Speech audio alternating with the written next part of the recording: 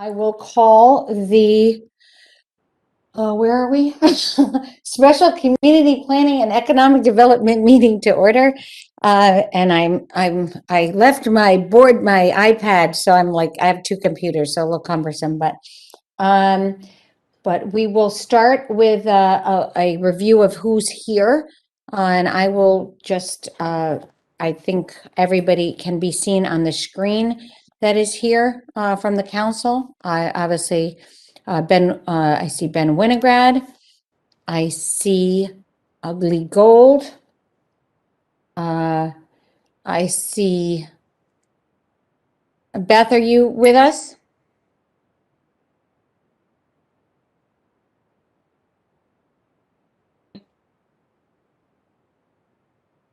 Beth? I'm here. I'm sorry. Did you hear me? Now I can, yep. I'm sorry about that. Uh-huh. Got those earbud Okay. things are. Okay. Gotcha. All right. And that is all.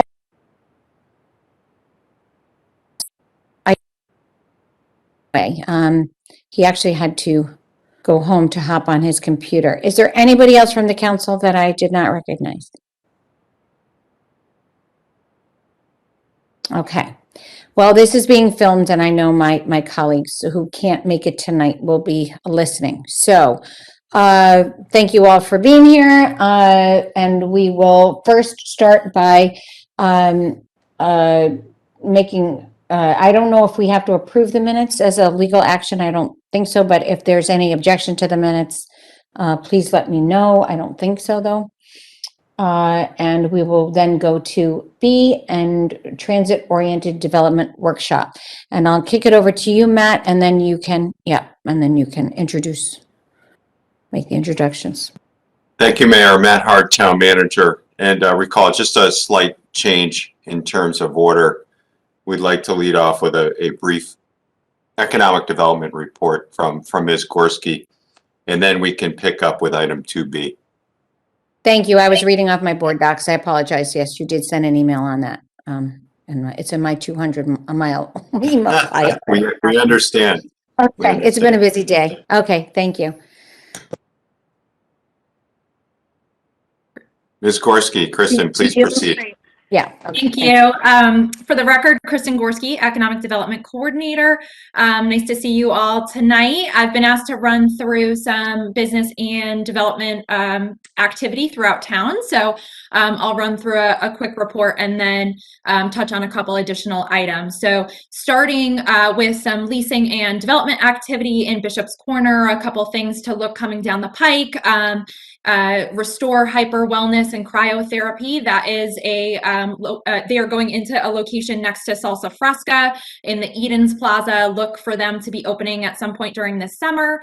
Connecticut Physical Therapy Specialists, they are opening in the ground floor of the Simon Conover building. And then also Maximum Beverage is working fast and furious to be able to finalize their relocation from the Edens Plaza across the street to the backside of Whole Foods. So look for them to be opening in the near future. Moving into Blueback Square and West Hartford Center. Toro Loco Casita, a lot of work has started to be done on that particular building. So that is the longtime vacant Petals and Paws on Raymond Road next to Whole Foods. So excited to see a lot of great activity there.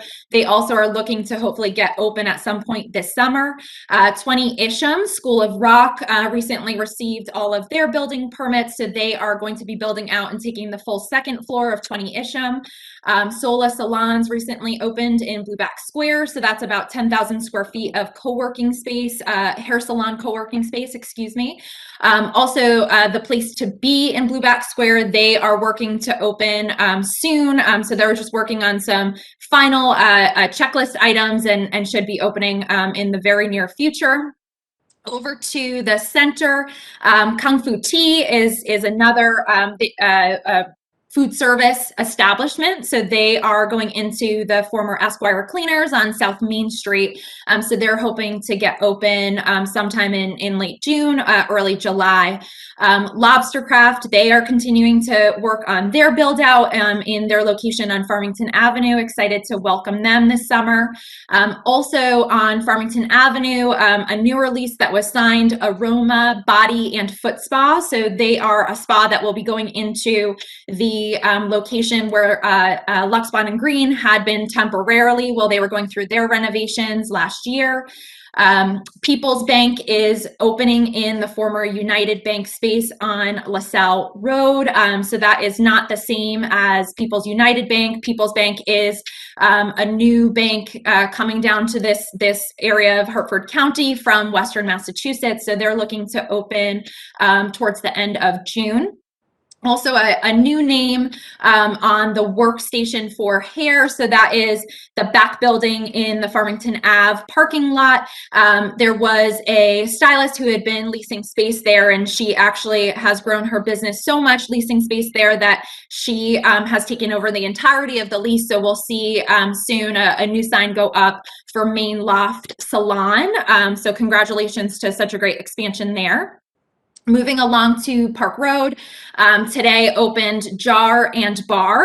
So that is a tapas and small plates concept from one of our local restaurateurs. So one of the restaurateurs who is part of Division West has opened this location in town. So excited to welcome them to Park Road. Do's and Dyes, which is a hair salon. They have recently opened up at 224 Whiting Lane.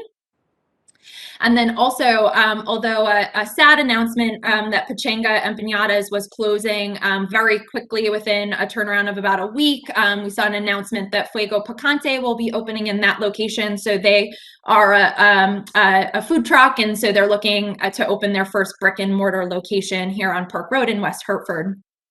Two additional items in that area. So some people may have seen some activity over on Prospect Avenue.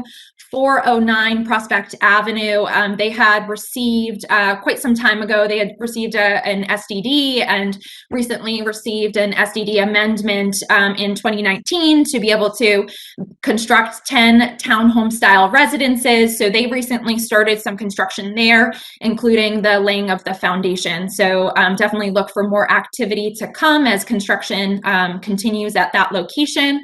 And then also, no surprise to everybody here, there was a recent announcement at 136 South Main Street of the new Hartford Healthcare building that is going to be built at the former Taylor and Modine site.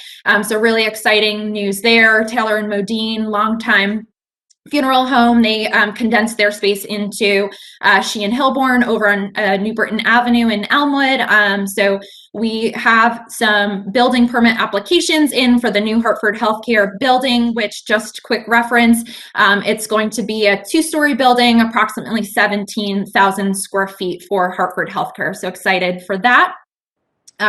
Moving on over to New Park Avenue, Aldi's is currently closed for their renovation. So they are renovating to their new store concept, one of the last Aldi locations in the Hartford County area to get this new store concept. So excited for them to go through these renovations. They also are adding an additional 1,000 square feet of space to help accommodate additional storage of backstock items. A couple additional items over on New Park Avenue. Recently, Smash Avenue opened at 635 New Park. So that is coined as Connecticut's first indoor Smash Room. So it's great to have that entertainment over there, as well as Body Rock recently relocated from directly on New Park Avenue to the space next to Smash Avenue. It is the same owner of both businesses, Sean Chambers. So excited to have him open a second business in West Hartford. Also news, 510 New Park, there was a recently approved site plan for AutoZone. So 510 New Park is the former Coastal Tool. Coastal Tool, just for reference, had moved further down the road on New Park Avenue. So there's a contingent site plan approval there. AutoZone is next step. They have to go to the Historic District Commission, where they'll be seeking approval for the demolition location of an adjacent parcel at 522 New Park Avenue. So if they are successful with the Historic District Commission, then they will be able to receive full site plan approval to move forward with the project there, to be able to relocate the AutoZone from New Britain Avenue onto New Park Avenue. And then lastly, in that corridor, 540 New Park, for the Housing Authority, they are full steam ahead. They are working on environmental remediation of that site. So we have not learned in terms of when that will be complete, but we should anticipate that likely that will occur or wrap up at some point this summer. And then we will look for a groundbreaking for their new housing project. Really excited for that. Moving along to Elmwood, Zaytoon's Mediterranean Bistro. They are opening a second location in Elmwood from their current location on Park Road. So they recently received some permits to start their build out in the former chalkboard space, which is that space has been vacant for approximately 3 years. So excited to see some activity there. Another recent announcement, Cake Gypsy will be opening in Elmwood as well. So they'll be opening actually 2 locations or 2 tenant spaces rather in town. So a retail space, brick and mortar retail space on New Britain Avenue, and then also a bakery space that they'll be leasing off of Jefferson Avenue. Weehaw Brewing and Roasting, which is going into 141 Shield Street. They are full steam ahead on their build out as well. They are also hoping to get open at some point this summer. So a lot of activity on that property. Mark's Appliance Warehouse. So this is really neat. So they've been located at 75 Prospect Avenue for a number of years, and they're actually in a major expansion right now. So they're in approximately 2,000 square feet of space over on Prospect Avenue, and later this summer they'll be moving into 7,000 square feet of space at 80 Shield Street, or excuse me, 80 South Street. So you know, more than a triple expansion there, but excited to be able to retain them in town at a new location. And then lastly, for the Elmwood area, a Storage Solutions, which is going into the former Bally space at 1031 New Britain Ave. Tons and tons of activity there.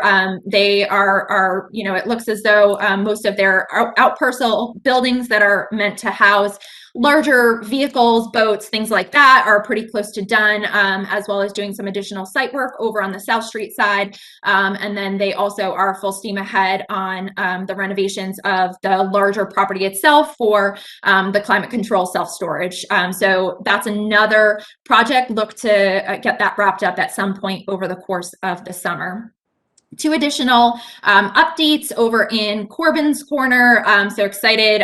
Ulta had opened within the last month or so. And then also there's some additional activity in that plaza. So Pure Hockey is a business that had gone into the Newington side of that plaza over the winter time.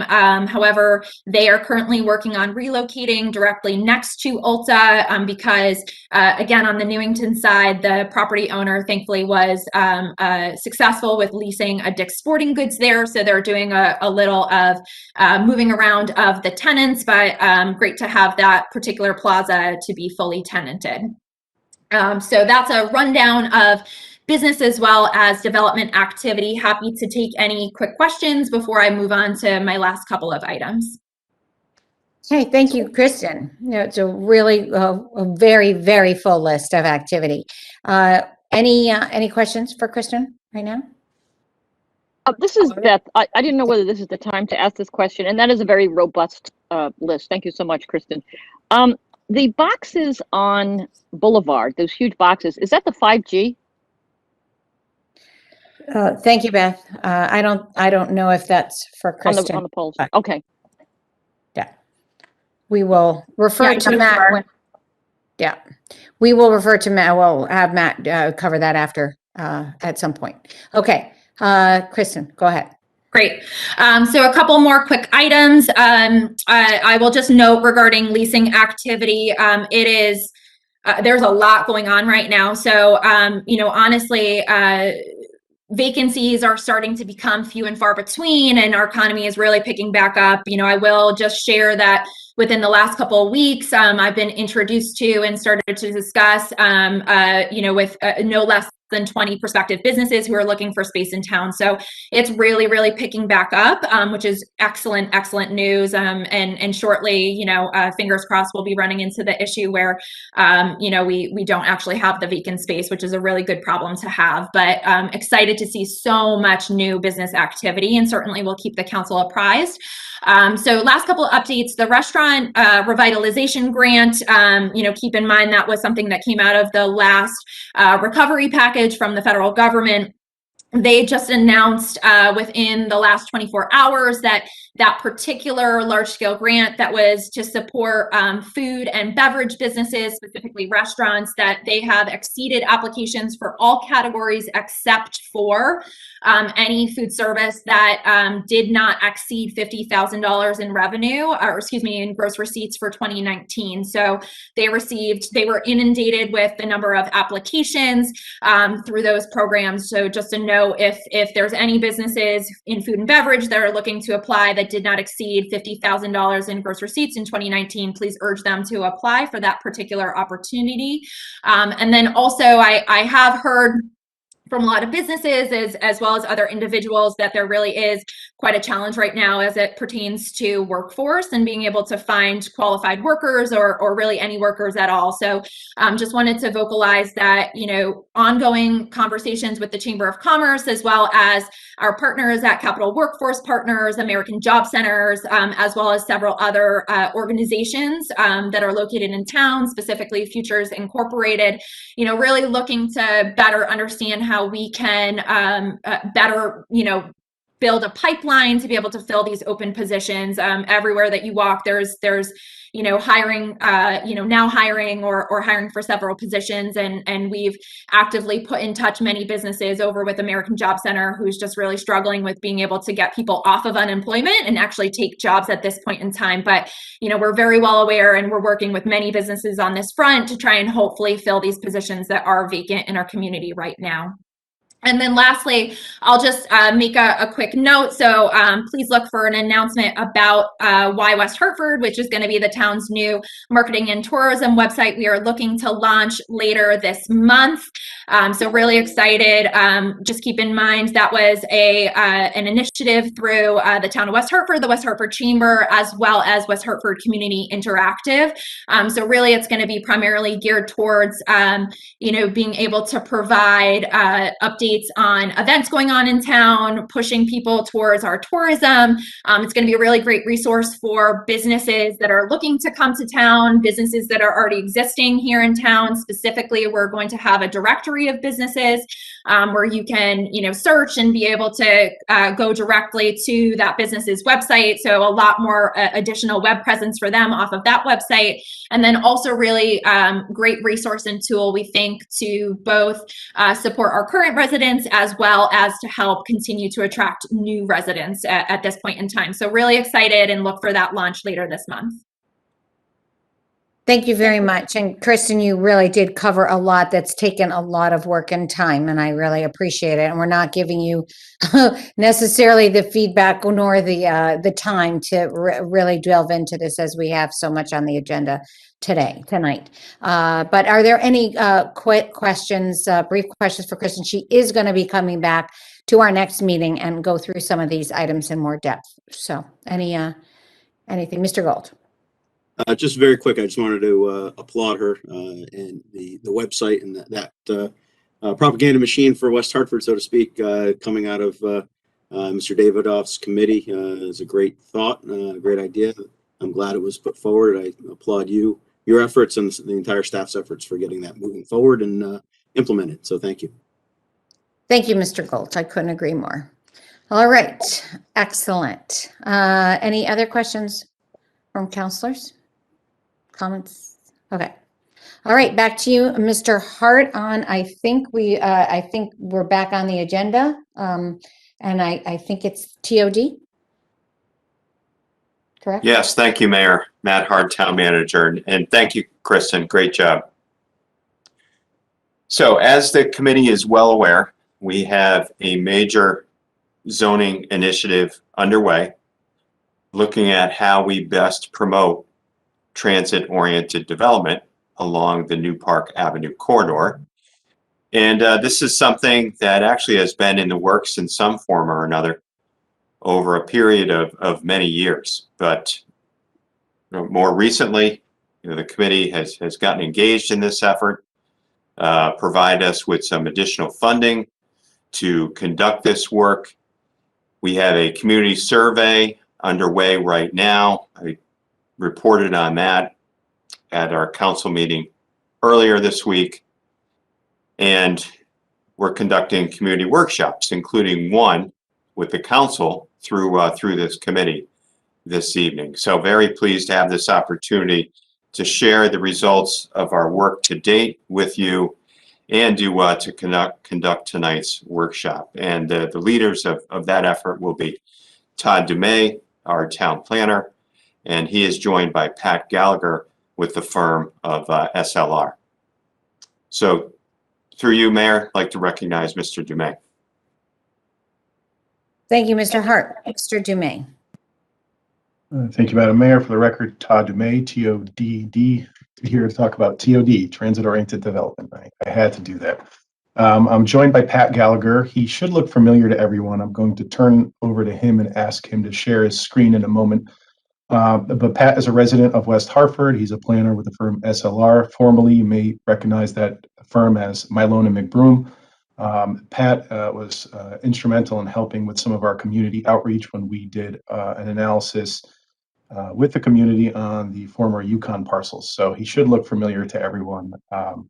So Pat, I'm going to ask you to bring up the presentation. Jerida, he should have access to do so. Great. All right, next slide, Pat. Sure.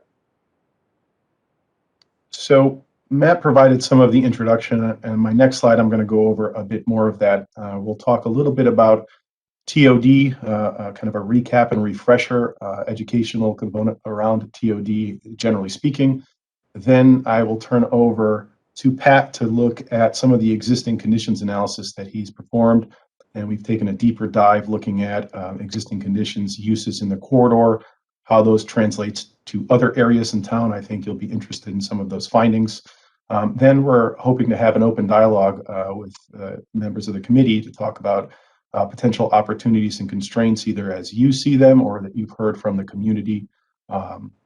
Then we'll talk about kind of desired outcomes of this process and wrap up with a review of the preliminary survey results to date. It's been open for about 2.5 to 3 weeks, so we can give you a snapshot of where we are with that and talk about our next steps in the process. Next slide. So as Matt alluded, this process, this dialogue around transit-oriented development, around the New Park corridor, goes back to at least 2015. At that time, we were working principally with both the state of Connecticut and CROG, looking at what is TOD. The fast track had just come online, and both the state and CROG were interested in having communities look at their zoning conditions and other physical infrastructure to make changes to be more supportive of the state's infrastructure investments. So we participated in a number of studies with both the state and the DOT that resulted in a TOD primer concept memo. Then in 2016, we did another study with the CTDOT. That was a capacity study.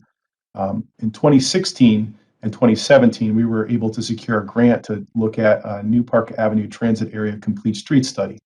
This was a study that was focused primarily on physical infrastructure and creating a more transit supportive, mixed use, multimodal travelway along New Park Avenue. It resulted in some recommendations that ultimately, 2 years later, resulted in a number of grants over $3 million worth that the town received to actually do a road diet and a complete streets improvement, both streetscape and sidewalk improvements. And we'll see a little bit about that later in our presentation. We did some more work regarding the Hartford line. So that is the rail line component, again, with the state, with the city of Hartford and DOT. And then during our POCD process through 2018 and 2020, TOD was an important component of the POCD and made some specific recommendations. As Matt referenced, in December, the council adopted a moratorium on non-supportive transit uses within the district. That moratorium also established a framework for us and guided staff to conduct a process to come back with some specific recommendations on making our current zoning more transit supportive. Next slide, please. Transit-oriented development, what is it? So this is something I used a slightly different terminology last time we spoke over a year ago in a subcommittee meeting. But just as a reminder, we kind of call it, there's 4 important Ds with TOD. The first one is distance. So what we mean by that is for something to be generally considered transit-oriented, it should be located within a 5 to a 10-minute walk from a fixed transit node. Fixed transit node, in our case, are our fast track stations. Hopefully in the future, that also means our rail station at the Flatbush stop. And that's what we're talking about, a 5 to 10-minute walk shed from those fixed transit nodes. Sometimes you'll hear that number reported as a quarter to a half mile as well. Those are interchangeable terms. Density. So relatively high population or employment densities are really critical to support transit ridership. So there's a relationship between density to achieve transit ridership, and then ridership then helps support that density. Diversity. Diversity, by this term, we mean that the mix of land uses is needed in a TOD zone needs to be diverse enough to create a vibrant place to live, work, and create play opportunities. That's critical use of diversity. Design. Pedestrian-friendly public realms are critical to TOD, as is building design, compact development, and well-designed parking opportunities, all of which will support transit use. Next slide.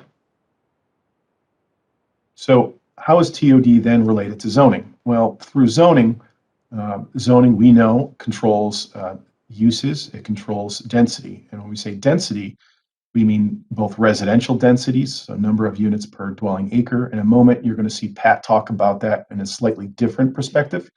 It also means floor area ratios. We'll talk about that a little bit later as well. Coverage, building height, parking requirements. Those are the things as the council and as the zoning authority you're often getting involved in with reviewing projects. And we'll see why density we feel is critical to successful TOD.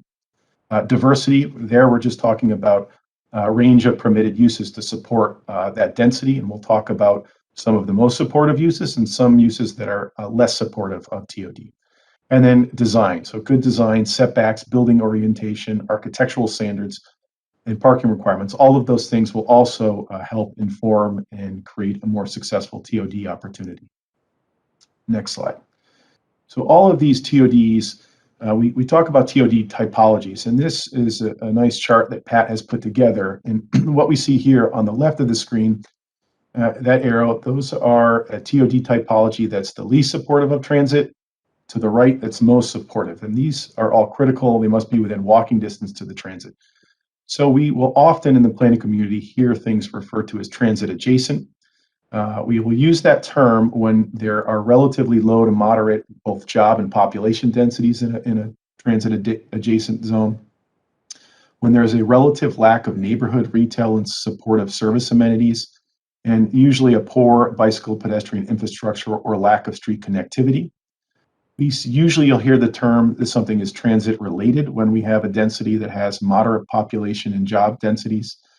A diversity, so we might see some mix of neighborhood retail and commercial amenities, and we see a better improving bicycle pedestrian infrastructure with moderately compact connectivity in blocks. Those uses that we consider most supportive, we consider fully transit oriented. Those are those higher density population job centers. They provide a full mix of supportive uses and retail service amenities, and they typically are seen with excellent bicycle pedestrian infrastructure and also more compact development. Next slide. So that takes us to our 2 study areas. First one is our Flatbush study area, just by way of orientation. The dot in the middle, that white dot, that's the Flatbush Avenue station. So that's our fast track station. Right under where it says Flatbush, that's where I think we all hope that we'll have that future rail station. So that would be a true multimodal transit node.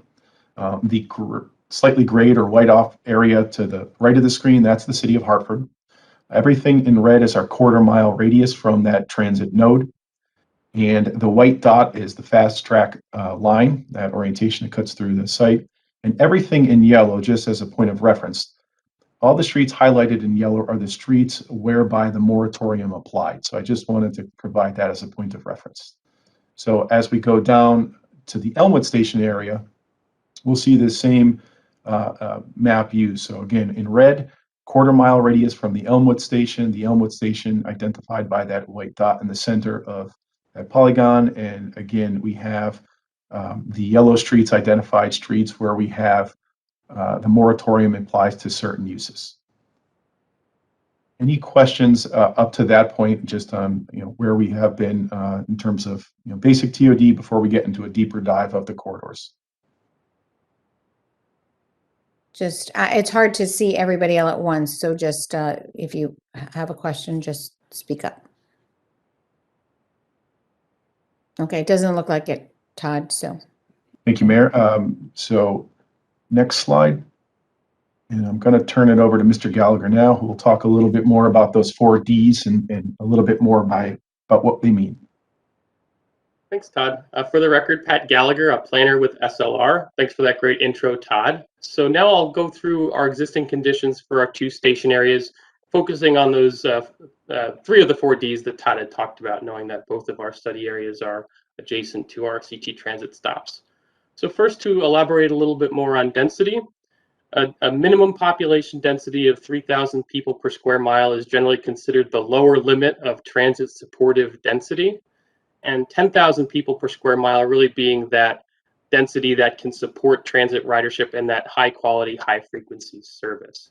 This is a little bit different of a metric than the units per acre that we talk about when we're talking about a specific site in your zoning.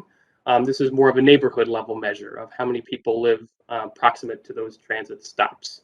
I did a little bit of background research just to try to get some good reference points and just so everyone can kind of visualize what 10,000 people per square mile looks like. If you were to take the neighborhood east of the center in West Hartford between Boulevard and Farmington Avenue, from the center all the way to the Hartford line, that neighborhood has roughly a population density of about 10,000 people per square mile. So fairly dense mix of housing types. Doesn't necessarily entail all multifamily. It could be a blend of a variety of housing types. When we're talking about density in terms of individual sites, we'll talk about it in terms of units per acre, and zoning typically regulates in terms of units per acre. And so typically the minimum density that we've seen in TOD zones is between 15 and 20 units per acre, but oftentimes it's 25 units per acre or higher. And just to provide another reference point, your 616 New Park Avenue project is about 25 units per acre.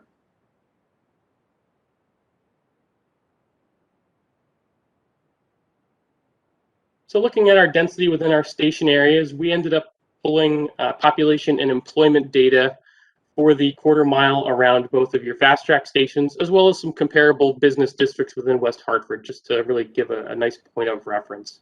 So on top here in blue, we're showing our population density per square mile. And for both the Flatbush and Elmwood Station area, we're below 3,000 people per square mile, which is that minimum transit supportive density, with Flatbush Avenue being slightly higher at about 2,700 people per square mile, and Elmwood being the lowest at around 1,400 people per square mile. The other business districts in West Hartford really vary.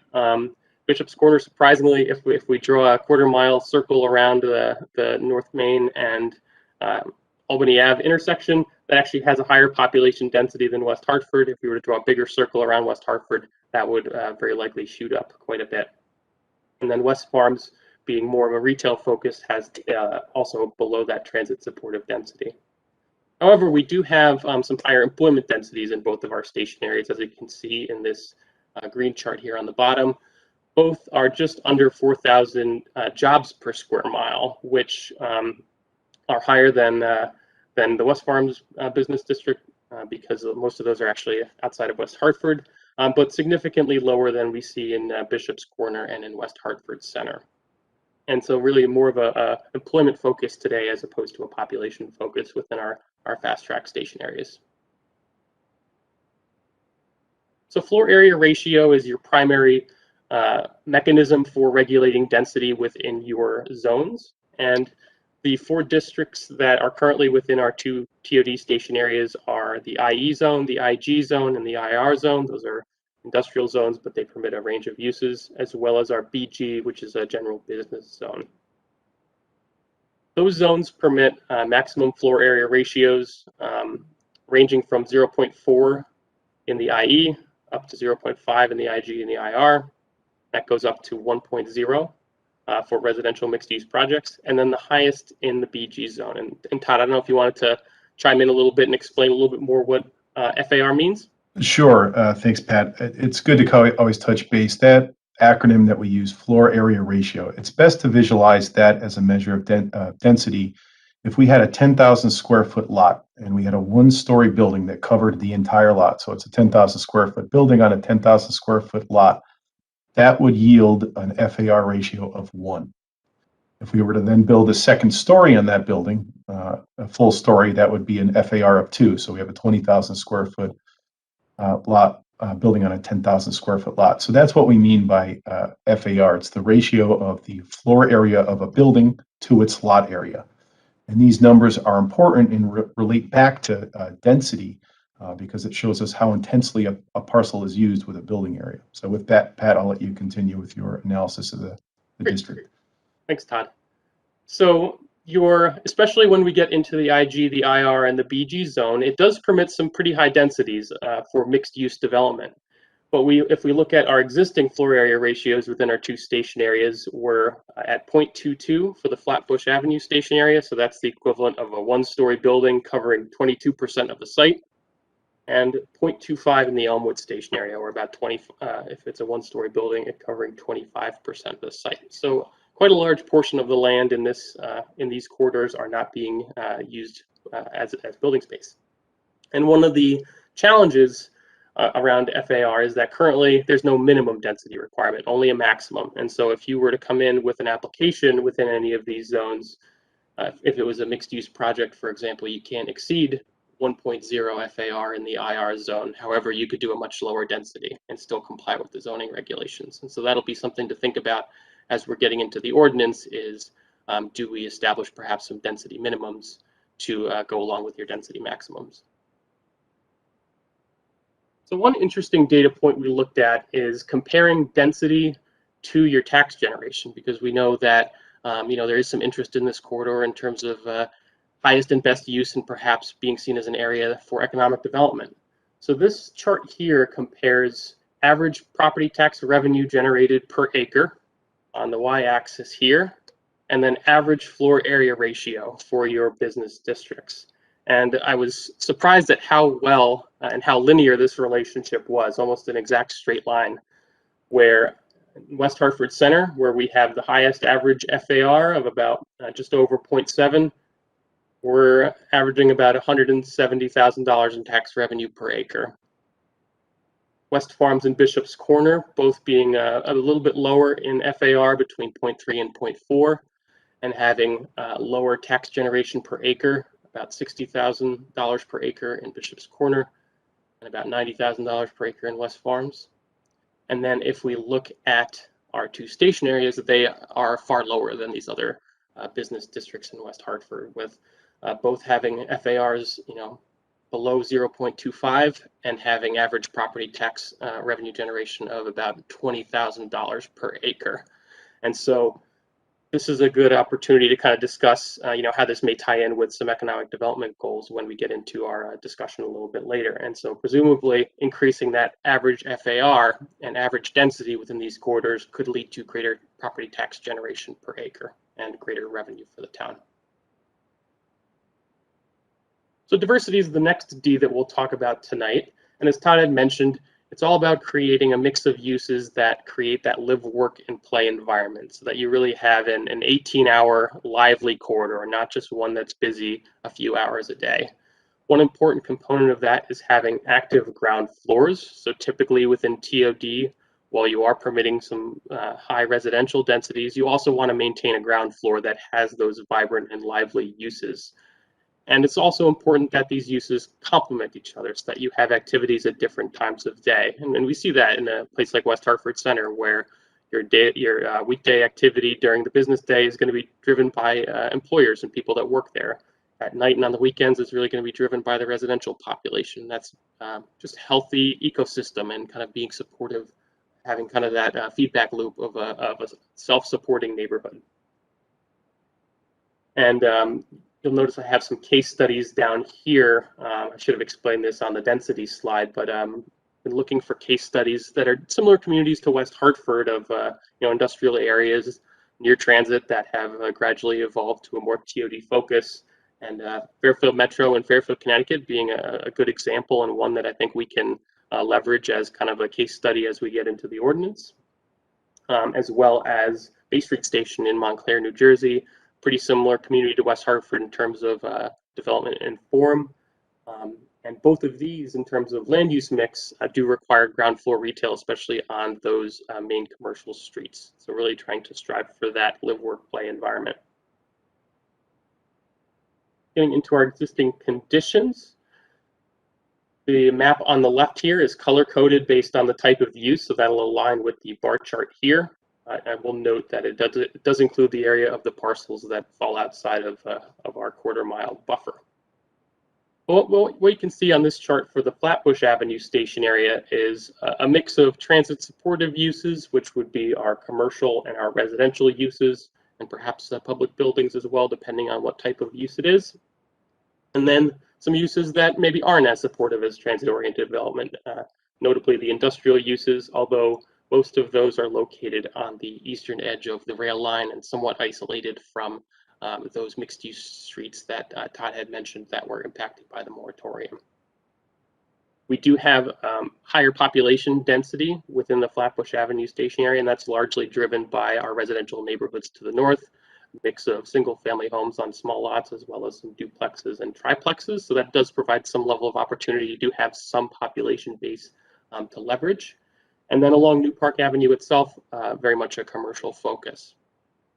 Pat, before you switch slides here, I just wanted to make a point. So the last bullet here, talking about limited vacant land, when there could be a redevelopment focus there. Again, this is data pulled from our assessor's data.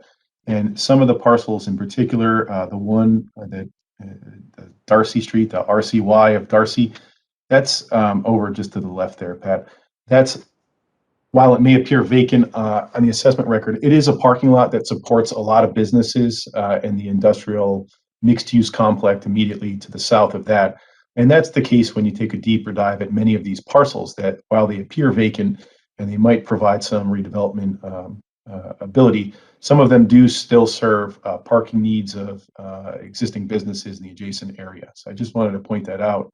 But overall, you should see that there's very little land even identified under that assessment database as vacant, which kind of speaks to the vibrancy of the current neighborhood itself in this particular site in the Flatbush Station area. Thanks for that, Todd. All right, moving into our Elmwood Station area.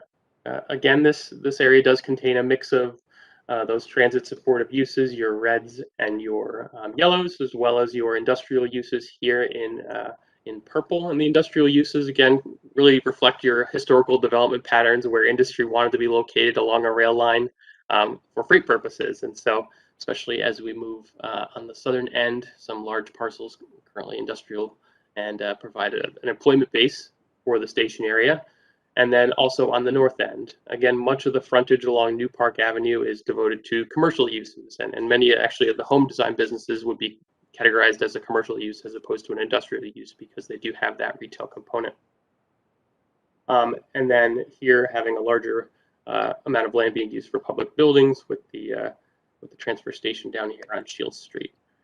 We do have more limited multifamily development in the Elmwood Station area, as you saw with its lower population density. We just are grabbing the corner of the residential neighborhood south of New Britain Avenue, but we do see some change, obviously, with the 616 New Park Avenue project, building that first multifamily project within our transit corridor. And similar to Flatbush, this is very much a redevelopment focus with limited vacant land, and the vacant land that does exist. Again, we have the parking lot here on New Britain Avenue that supports the commercial use across the street. So we also want to look at diversity in terms of zoning and what types of uses are permitted. And this isn't a comprehensive list of all your uses in your zoning, but we really wanted to focus on our transit supportive uses. So that will cover housing, office, retail, restaurants, and services, even uses like a food truck park, where even though we don't have that high density, it's an activity generating use. And as you can see, the 4 zones that currently make up most of your TOD station areas permit these transit supportive uses. They also permit a range of uses that are less transit supportive. So your automotive uses, car washes, gas stations, car rental agencies, as well as industrial uses.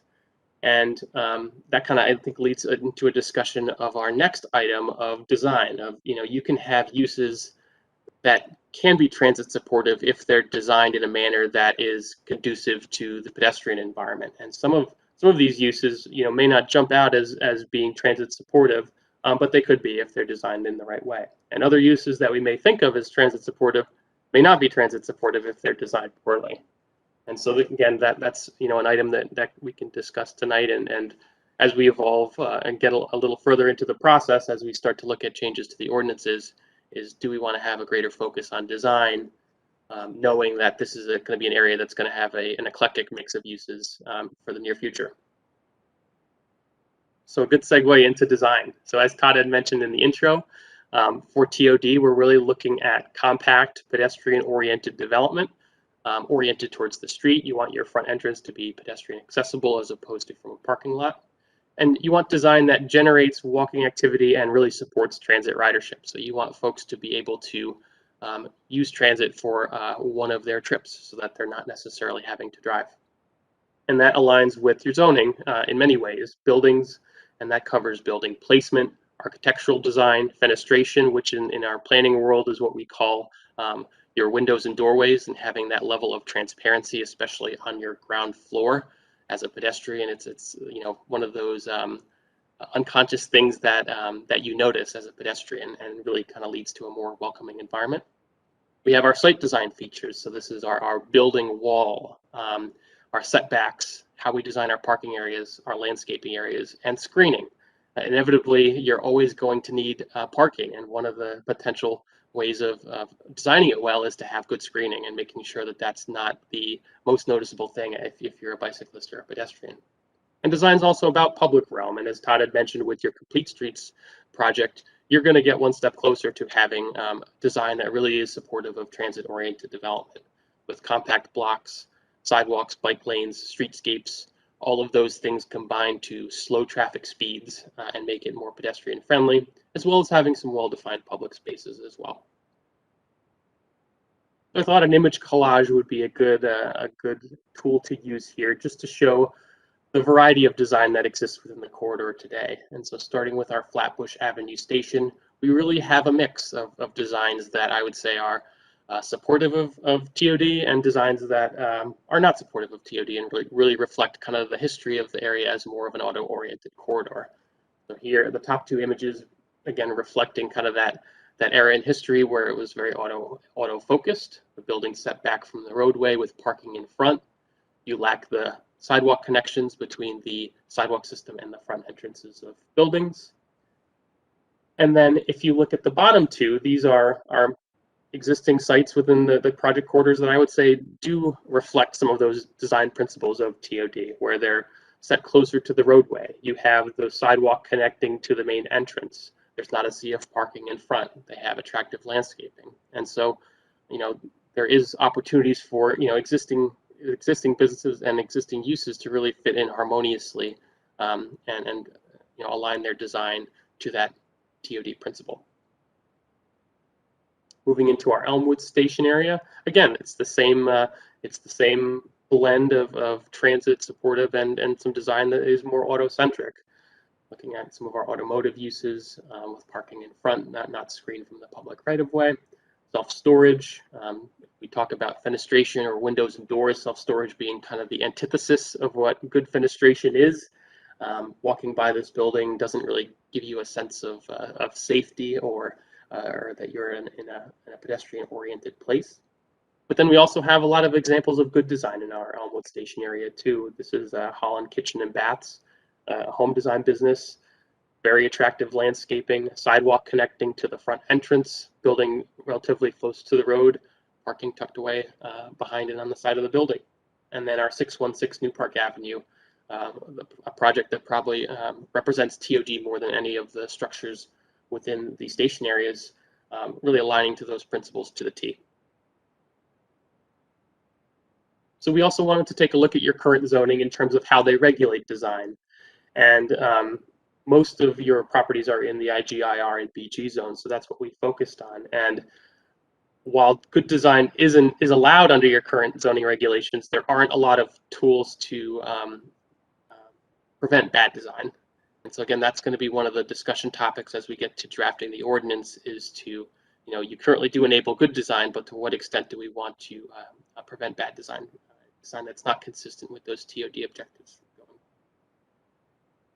So one of your main mechanisms for regulating design is your setbacks. And West Hartford has building line regulations that really vary street to street and even within segments of the street. And Todd and I were looking at this the other day, and even within New Park Avenue, there are several different building lines depending on where you are in the corridor, and they even vary from the east side to the west side of the street. And so there lacks that consistent front yard setback to create that building wall that we like to talk about, that creates that friendly and transit-oriented environment. You do have some requirements for screenings for buildings and requiring a landscaping buffer of 5 feet, as well as parking area setbacks. This is a 10-foot setback, which would be placed very close to the roadway and public right-of-way. Although you do have some screening requirements to make sure that they're well screened from the public right-of-way. We also want to talk about parking requirements. So right now, it's really regulated by the number of spaces you need based on type of use, and there's minimal regulations in terms of where those parking areas can be located within those 3 zones. And so currently, your regulations for some of your key uses are for apartments, 1.5 spaces per unit, restaurants, 1 per 3 seats.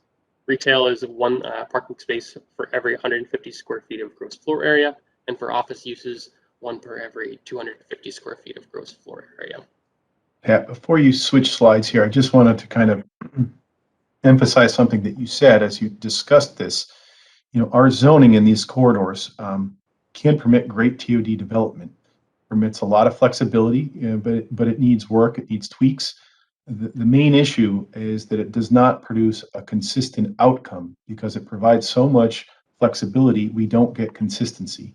So I think we have some of the tools in place and we have some great examples to work from.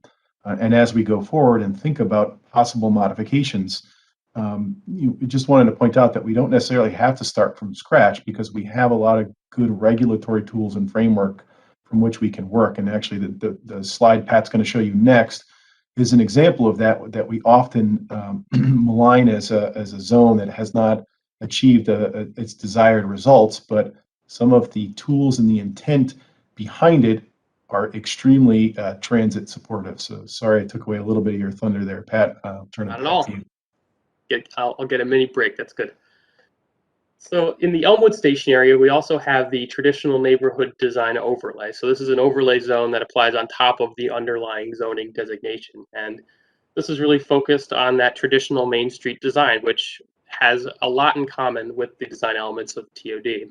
And so this is really a great framework and a great jumping off point as we're starting to talk about TOD design regulations for your station areas. So within that TND zone, buildings must be placed on the street. There's no building setback requirement.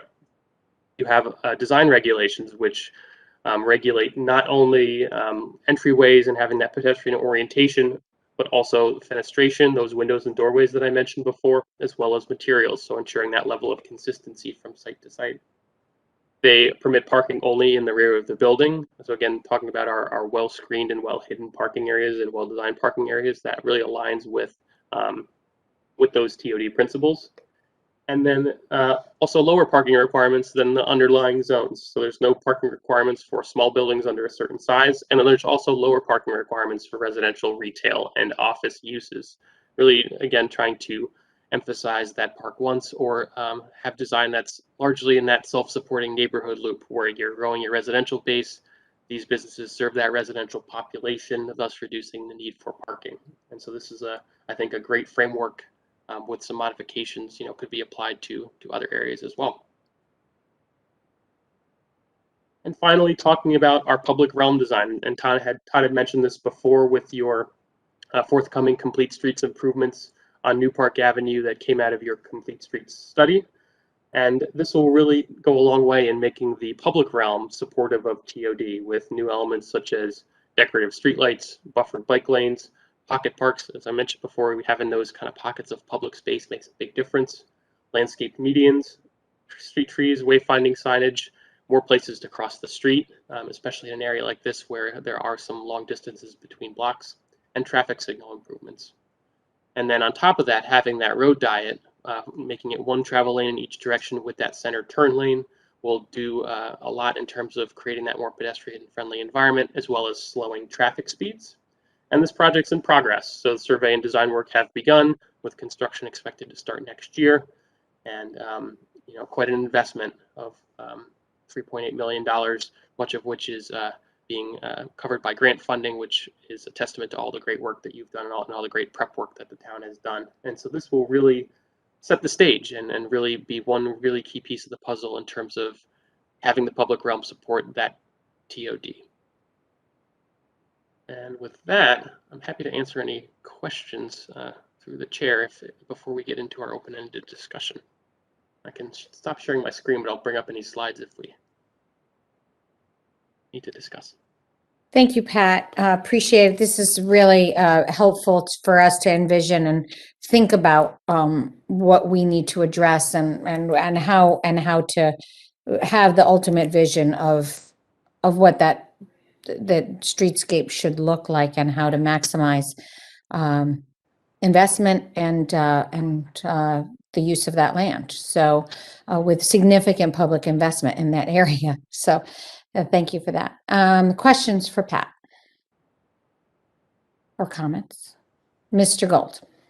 I did have one question. When you outlined the TOD section, and there's a pie graph that you pulled up that showed certain sections that were residential, industrial, et cetera, et cetera. The other side, do we have some indication of what the Hartford side looks like? Obviously, there'll be some interplay between our side and that side. I just didn't know if it would commingle or if we're going to look to try to discuss what happens. Yes, exactly. Pat, I'll take that.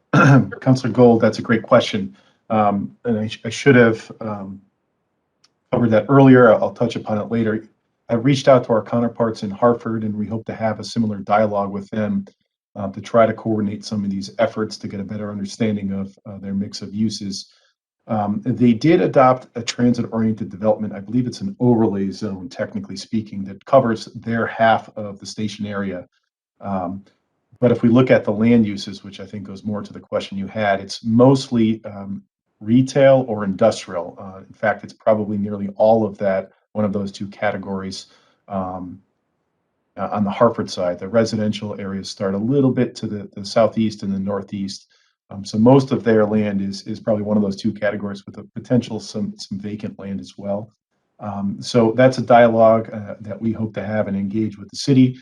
In addition, we still want to work with our colleagues and our partners at both CROG and the state, right? They're critical to this process and successfully developing it, and understand more about future rail efforts and how this transit study, this transit node, this transit line fits into our bigger picture in the region. So those are conversations that we're having as well. I just wanted to mention it. We didn't cover that to this point. Thank you very much. Thank you. Thank you, Mr. Gold. Mr. Winograd.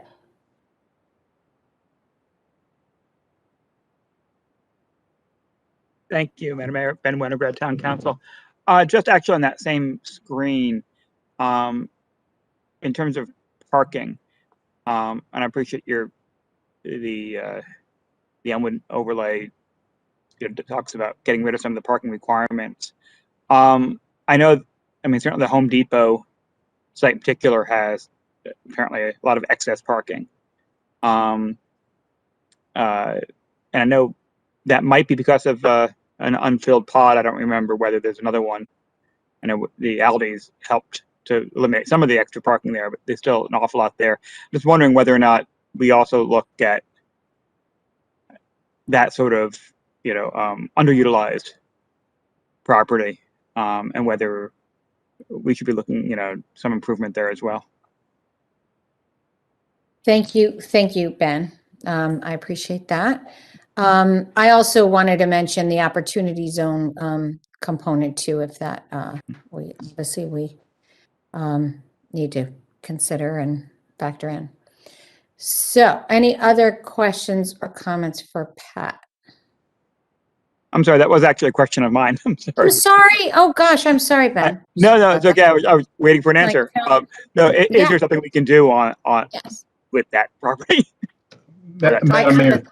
Yeah, go ahead, Todd. Yeah, Madam Mayor, through to Councilor Winograd. The short answer is yes. Now, keep in mind, our study is not going to target a specific property per se, but by changing some of the regulatory tools, and in this case, I think parking is one of those ones that currently locks up that entire shopping complex, right? So that's a special development district that was developed at a time in the late 90s when this corridor was transitioning to a very auto-centric nature. And it was developed with, two really big box users who are very parking intensive in terms of their own corporate demand. And what we've seen in both of those instances is their corporate model, while it may require a huge field of parking, in reality, I don't think it's ever achieved anywhere near capacity. If you look at any aerial image of those parcels over the last 15 years or visit the site, I think we would all agree that the parking is never more than half filled. Some of the most insightful comments that we've received from the community to date, not necessarily comment in the survey, but individual emails to me, were exactly on the issue that you just pointed to, is the opportunity for that infill of underutilized parking areas that perhaps aren't needed at the current state. So when we're looking at this TOD study, parking is one of those things I think we're going to need to focus on and reassess. If we change our requirement, that might open opportunities for infill and new development where it could make a meaningful difference to the neighborhoods. Thank you, Mr. Winograd. Thank you, Mr. Dumais. I just assumed it was going to be yes, and of course we're going to be looking at that. So I'm sorry, I just kind of glossed over that. But well said, Mr. Dumais. Are any other questions, comments? So I guess the question that I have now is, okay, now what? What do we do now? How do we proceed? Madam Mayor, Pat, if you could put up the presentation again. Sure. So, we're hoping, go to the next slide. You've given us some ideas of a few opportunities or areas to look at here. If there are specific areas in the corridor, it doesn't have to be in the confines of this meeting. If there's specific areas you think we should look at, Councilor Winograd, I think that is one that I'm glad you pointed to, that Home Depot Plaza.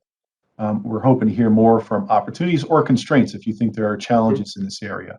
But to your next question, Mayor, 2 slides in advance, Pat. We need a better understanding of what would be a successful process in your eyes or the community's eyes. And as we further conduct the study and hear from the community, outside of TOD, we also wanted some feedback from you of other areas to explore as part of this process. So while not necessarily TOD centric, there may be an opportunity to address other critical areas for the community, such as sustainability. If we're going to open up the zoning regulations for a specific district, perhaps we look at other important areas, such as, we just highlighted a few here: sustainability, figuring out ways for site assemblage, curb cut management as a tool, and affordable housing. Are these things that we should be looking at as we undertake this process? So I'll pause there and see if I can get some feedback. Yeah, I would say all of the above, right? I mean, I think this is really an incredible opportunity for us to reimagine and to prioritize. And I think all of those are necessary to make this corridor function at its best use and the highest use for the community. So I don't know if there's a feedback from other members of the council.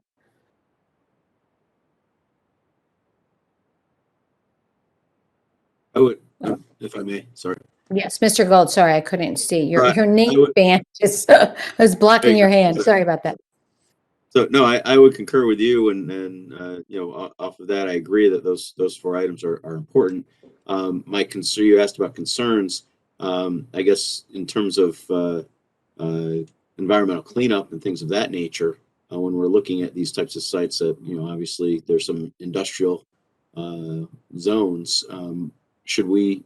How concerned should we be about those sites when we're reimagining this in terms of setting up, you know, more permeable frontage, pedestrian only potentially, with covered walkways, bike paths, things of that nature? I mean, I think that's a concern I think we should all be worried about as we move forward as well. Thank you, Mr. Gold. So good points.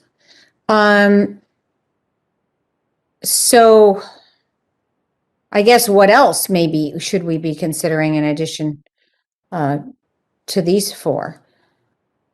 And if there is anything else of that too.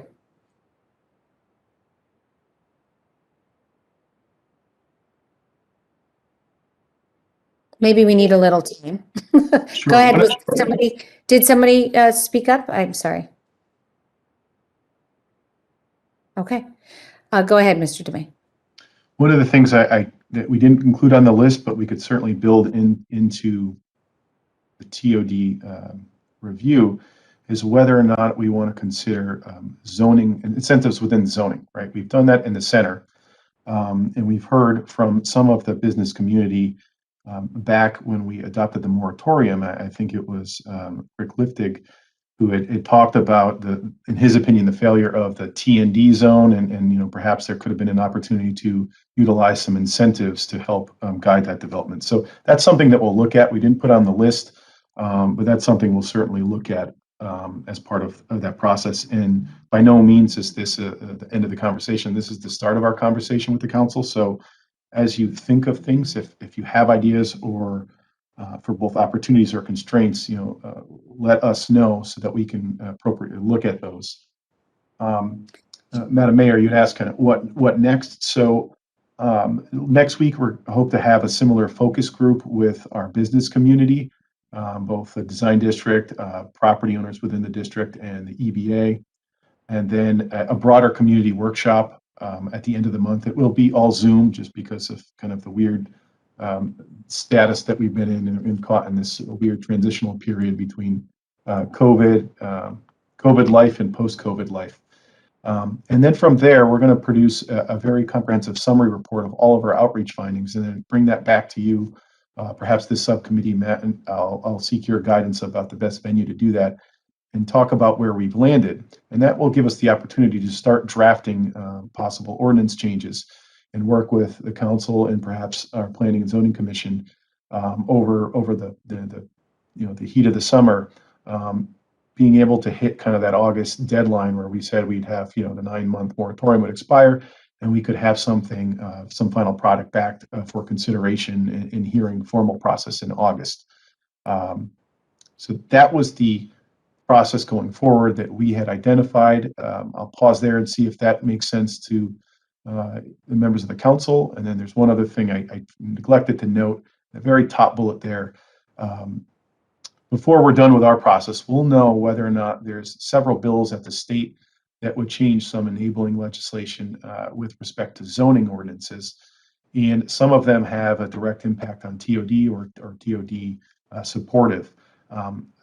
Don't know where those are in the process. We don't know if they'll get adopted, but we'll monitor those. So that way, if those changes are made, we'll make sure to incorporate those changes into any TOD zoning work that we do so that we're not in conflict with a brand new state enabling legislation.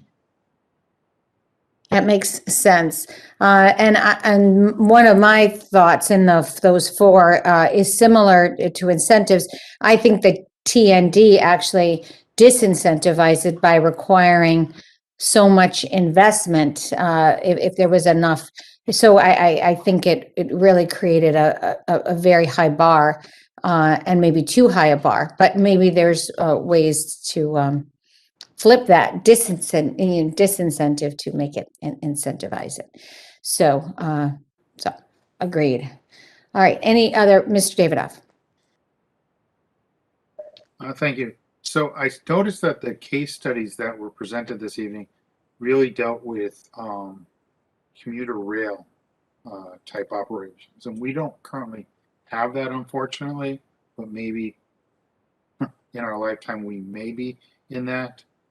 Is there anywhere in the country that has, or in the region that has a fast track bus loop type thing that we have with our two stations as to anything to look at there?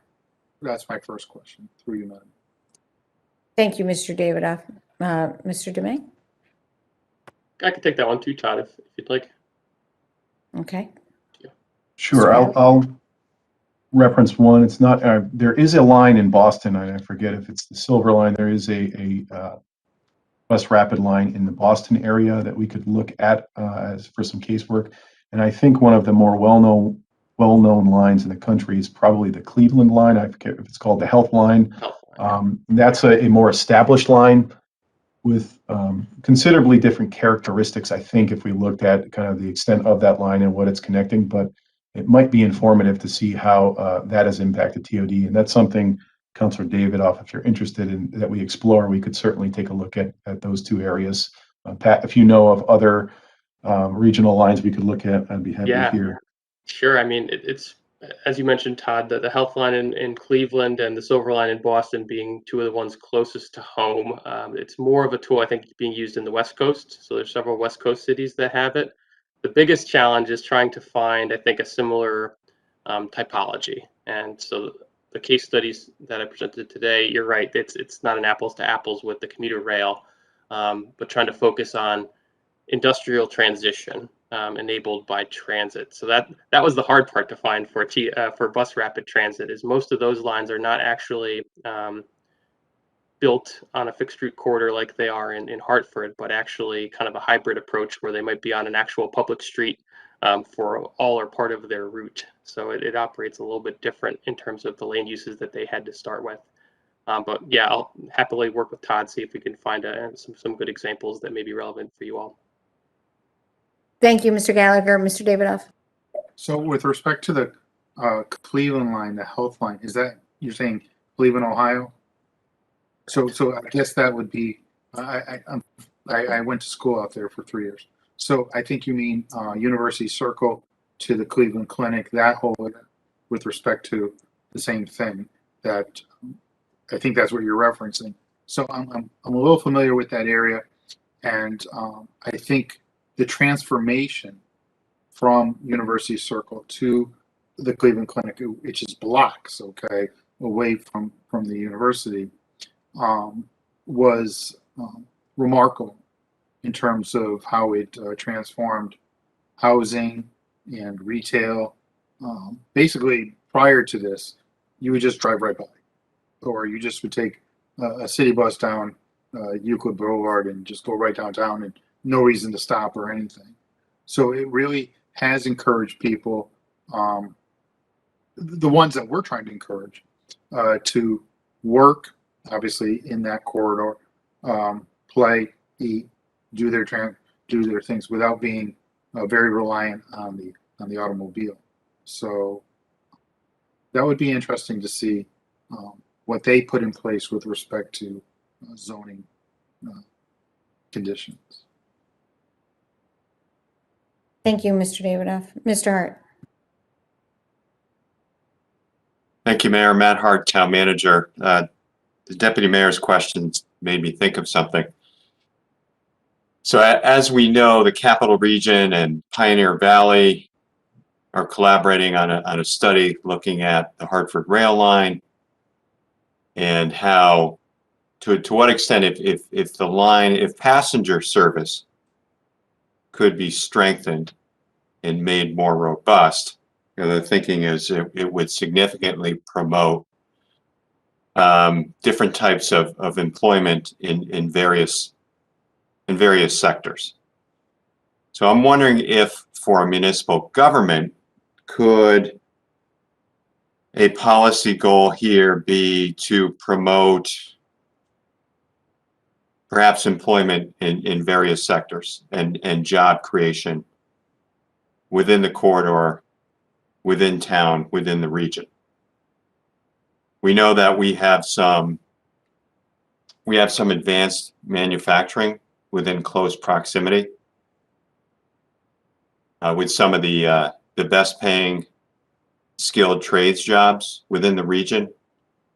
I'm just wondering, in terms of other policy reasons that the council might want to advance, would those be appropriate for a planning initiative like this? Yeah, I thank you, Mr. Hart. I completely agree. I mean, this is, it's not only looking at alone what we think we need to do, but looking at the impact and coordinating with regionally to build on and to support our businesses and maybe future businesses, and make us a regional resource and asset.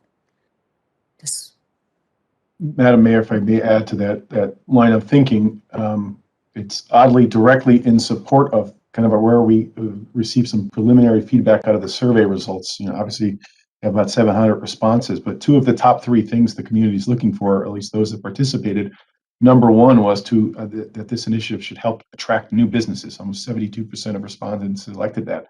And then number three was support and retain existing businesses. So that's clearly, of the people that participated in the survey, that was very important to this segment of the community. So I think, Matt, your line of thinking there in terms of a policy goal is certainly supported by the people's preferences that took the survey to date, and I think it makes sense given the kind of what TOD density can help do in terms of both employment and population.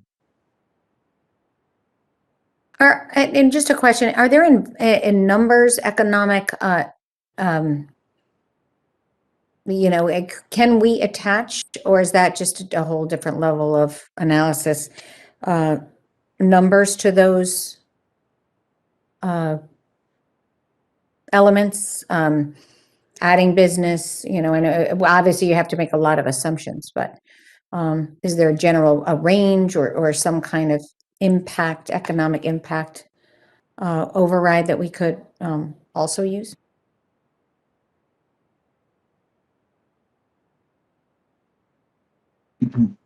Madam Mayor, just to understand the question, so you're wondering, as we talk about TOD growth in the corridor, if we could also have a reference point for potential jobs to be created based on some basic assumptions we're making? I think so. I mean, what I think Matt was referring to was the Krog study for the Hartford rail line has shared the economic impact on the investment of that rail, and how that not only affects us today, but 10 years down the road, 20 years down the road, but also what it has prevented us from doing, sort of lost opportunities as well. But I don't know. Look, we're not, I know we don't have the resources to do that level, nor would we. But I think it's an element that we need to at least be familiar with, and maybe we can pull some pieces of their study and sort of extrapolate. I don't know, but I think it's an important part of this whole. When people talk about economic development, what are they talking about? They're talking about vibrancy and businesses succeeding, but what does that actually mean? How many jobs? How many people?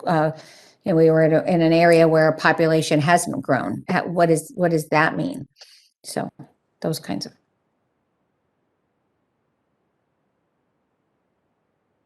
Start. Matt Hart, Town Manager. Just a quick follow-up. In addition to the new businesses, I think our employers, especially our major employers, are looking for qualified employees. So this corridor being a place for people to live and work in the neighborhood. Right, exactly. And right. And then they're working and they're living and then they're going to eat and they're going to, do all the and shop and do all the other things that come with living in a space. So. Yeah. All right. So the timeline, any questions or comments on next steps timeline? Todd, when does the survey close? When were you said so far and then?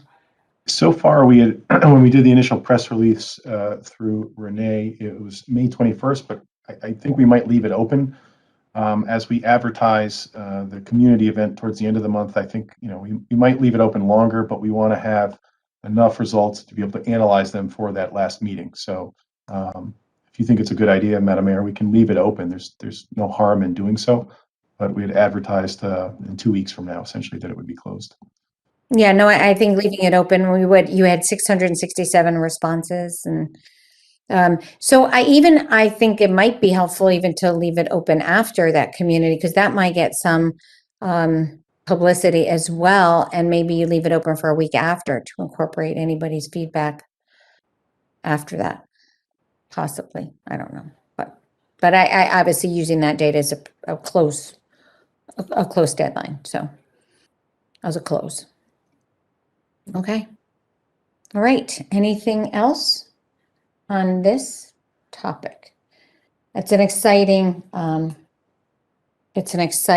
time and exciting to think about resetting and using all the tools in our toolbox we have to get to a place to really maximize.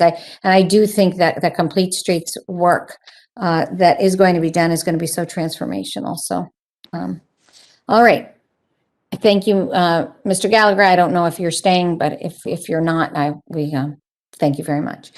All right. So I think we now go to C, Mr. Hart. That is the drive-through expansion. Thank you, Mayor. Matt Hart, Town Manager. Excited to be talking about this topic with you this evening as well. A couple of our councilors, Deputy Mayor Davidoff and Councilor Williams, had reached out to Mr. DeMay to talk about this initiative. I know they've had a handful of very productive conversations. We have this memo that Mr. DeMay would like to review with you this evening. I'm sure the Deputy Mayor would add some supporting concepts. And then if the committee is comfortable with what we are suggesting here, the next step would be to prepare proposed legislation for your review. So I would now next turn through you, Mayor, to Mr. DeMay.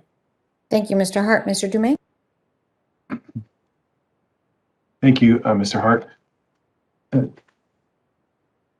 Geez, it was probably at last fall that Councilor Davidoff and Williams approached Matt on this issue of finding a way to try to provide more flexibility in the way in which we regulate drive-throughs in town. So we had several very productive discussions. I did some research, and the memo that I sent out tries to capture that. Really, it's to try to document how the town currently regulates drive-through facilities. When we talk about it tonight, we're going to talk about it more narrowly for restaurants, and I'll talk about why. And then the memo tries to identify some trends in the industry regarding drive-through facilities, and then just, we can have a discussion about generalized pros and cons associated with drive-throughs, and then outline kind of critical components of a zoning ordinance. This format, just as a point of reference, is something that we did when we conducted our accessory dwelling unit discussion, and I think worked well. So I'm hoping we can use it as a dialogue and a format going forward to help us as we look at potential changes in zoning. While we don't have a definition of a drive-through facility in our zoning, I think we all know what they are, and at their core, at their basic function, it's a facility, usually accessory to a restaurant, could be a bank, it could be a pharmacy, or a structure that is designed to provide service directly to a motor vehicle where the customer doesn't have to exit the vehicle to complete a transaction.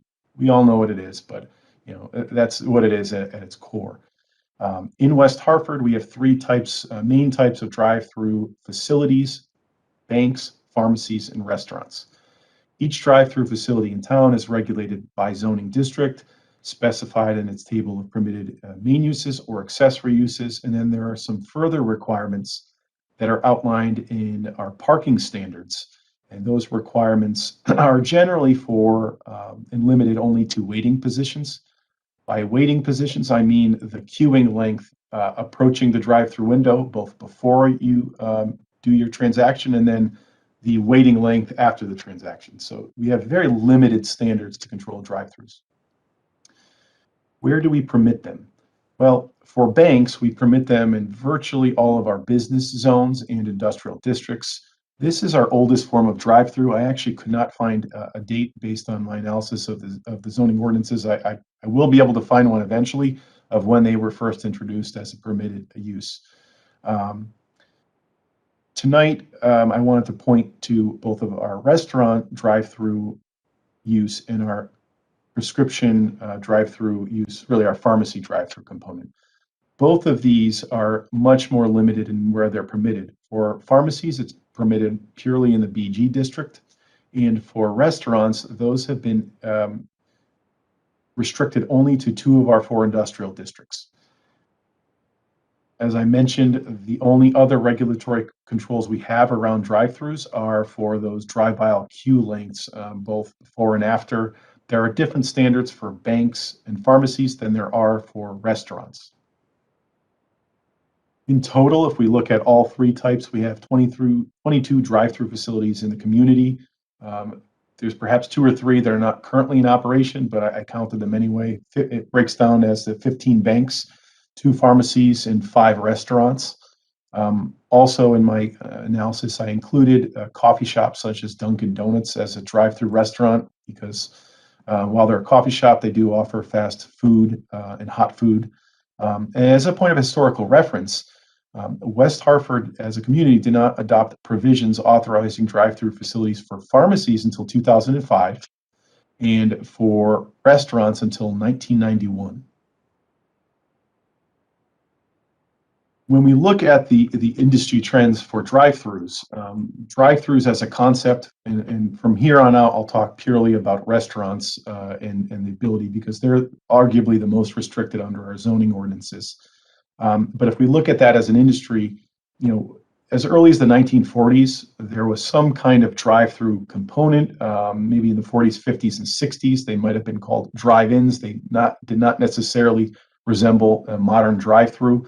But certainly by the mid to late 70s, McDonald's introduced its first drive-through, I think in 1975 or thereabouts.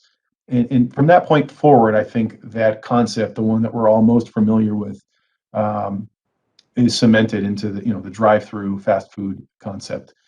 It's increased in popularity and utilization since the 70s. And today, and this statistic came from a planning article, and I think it was 2020 numbers, but it accounted for 70% of all fast food sales in America. That's a huge number on a very large industry. Increasingly, and I think this, and I don't want to speak for Councilor Davidoff and Councilor Williams, but the impact of COVID pointed a fact to the need for increased mobility and choice options for getting services, in particular food.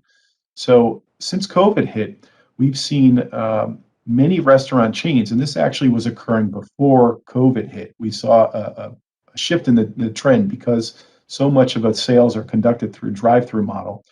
So there are chains that maybe aren't considered fast food per se, but we call them fast casual chains like Panera Bread, Chipotle, Mexican Grill, even Shake Shack and Starbucks, and many others.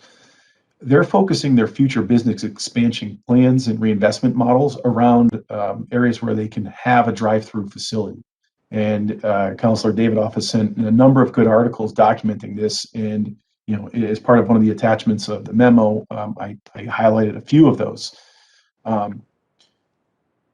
Now, we might ask ourselves, why didn't we see drive-throughs until 1991 for restaurants, and why are they so limited into our industrial zones? And I think that goes back to some of the most often criticized reasons to oppose drive-throughs to begin with. And generally speaking, I think drive-throughs are criticized for their embodiment of urban sprawl. Obviously, it's being reliant on an automobile, and there's an association with kind of large suburban strip malls. Accordingly, because of that, they're often characterized as not supportive of mixed-use development, bad urban design, that they're anti-pedestrian or bicycle friendly. Other criticisms often levied against drive-throughs are, environmental in nature. They can produce environmental air pollution through vehicles sitting and idling. There's noise pollution can be associated with that same thing. And then, people have tried to make a linkage to obesity, and that's really more, I guess, towards fast food in general as a criticism, but there's still that linkage. But if we take the other opinion or approach, it's hard to argue or discount the fact that fast food or casual food with drive-through facilities do provide quick, convenient, and inexpensive options for consumers. Given that auto-oriented nature, they can meet the needs of a wider spectrum of the community, people with mobility issues, parents with young children. If you're a parent all by yourself with multiple young children, it's nearly impossible to herd children out of a car into a restaurant and then come back into the car in anything less than 6 hours without losing one of your children. Not that I've ever done that. People with medical issues, they could be, restricted to the use of drive-through, and that's, I think, something that was brought to light by COVID. Also, just generally, people that are more price or time sensitive in terms of the customer. I think those are some of the reasons that you hear for or against drive-throughs. But I think also underlying the argument against drive-throughs, if you go back and historically look at why communities and where communities oppose them, there was clearly a class distinction.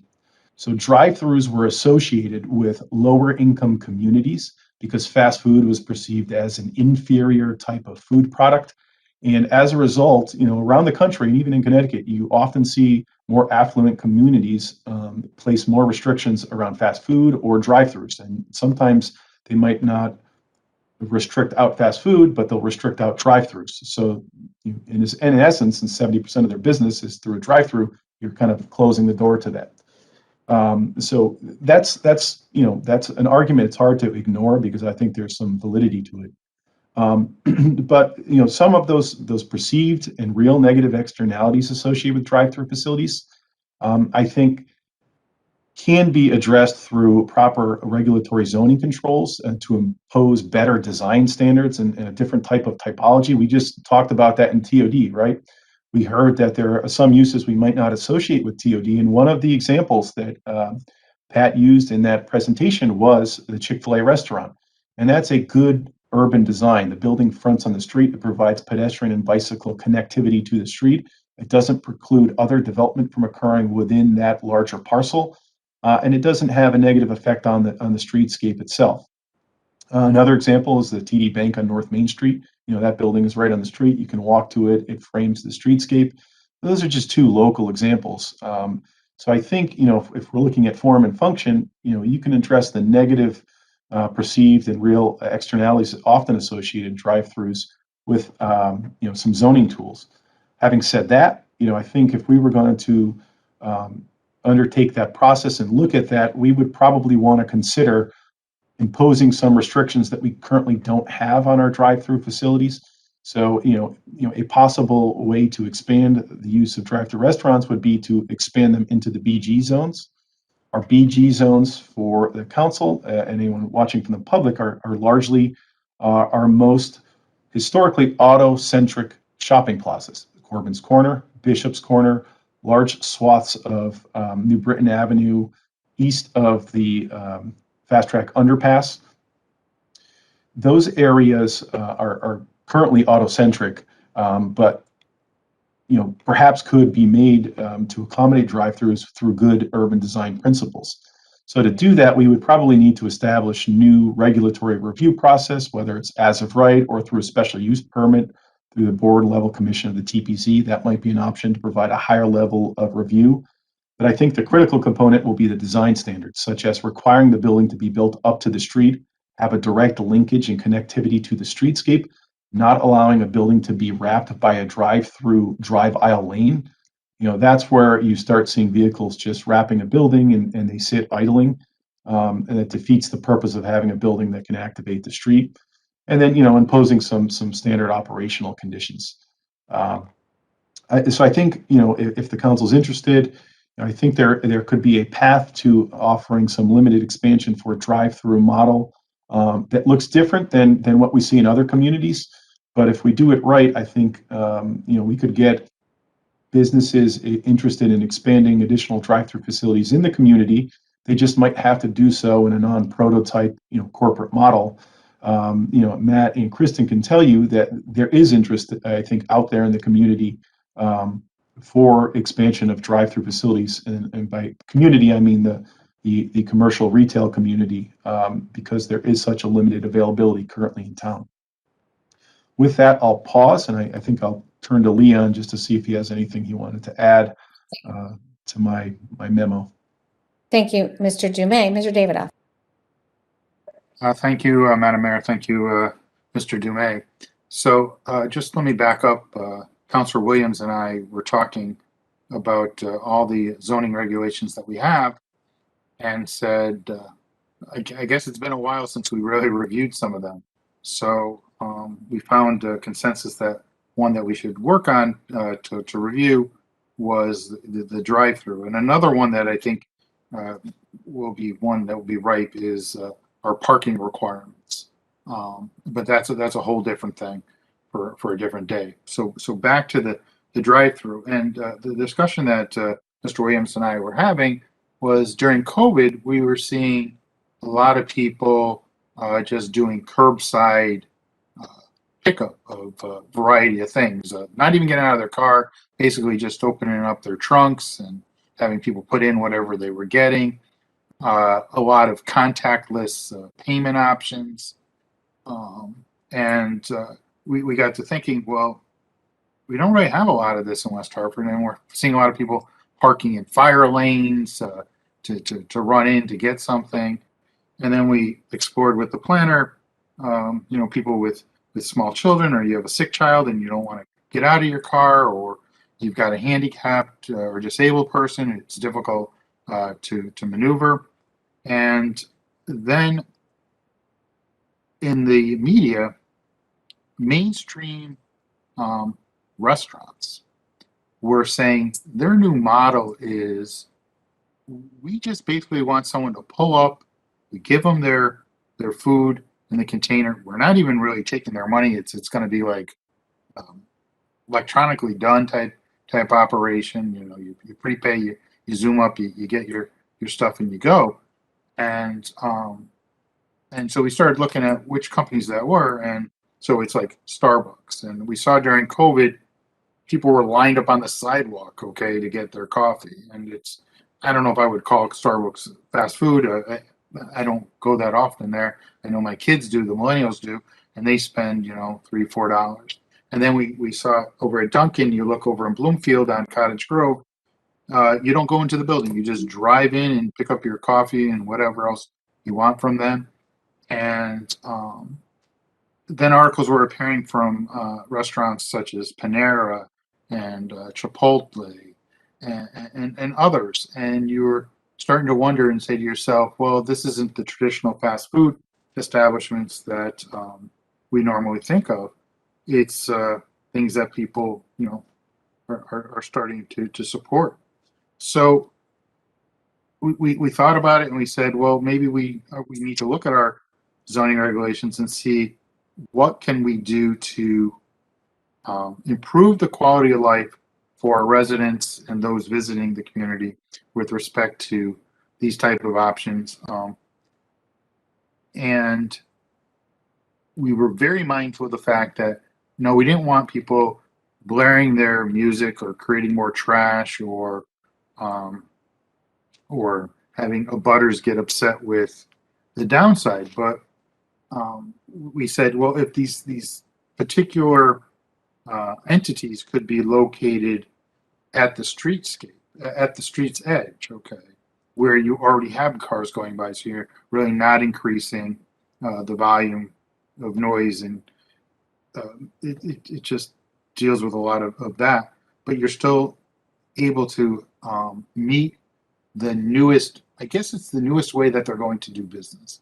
And I think what we need to be mindful, and I think West Hartford has always been a leader in this, and is to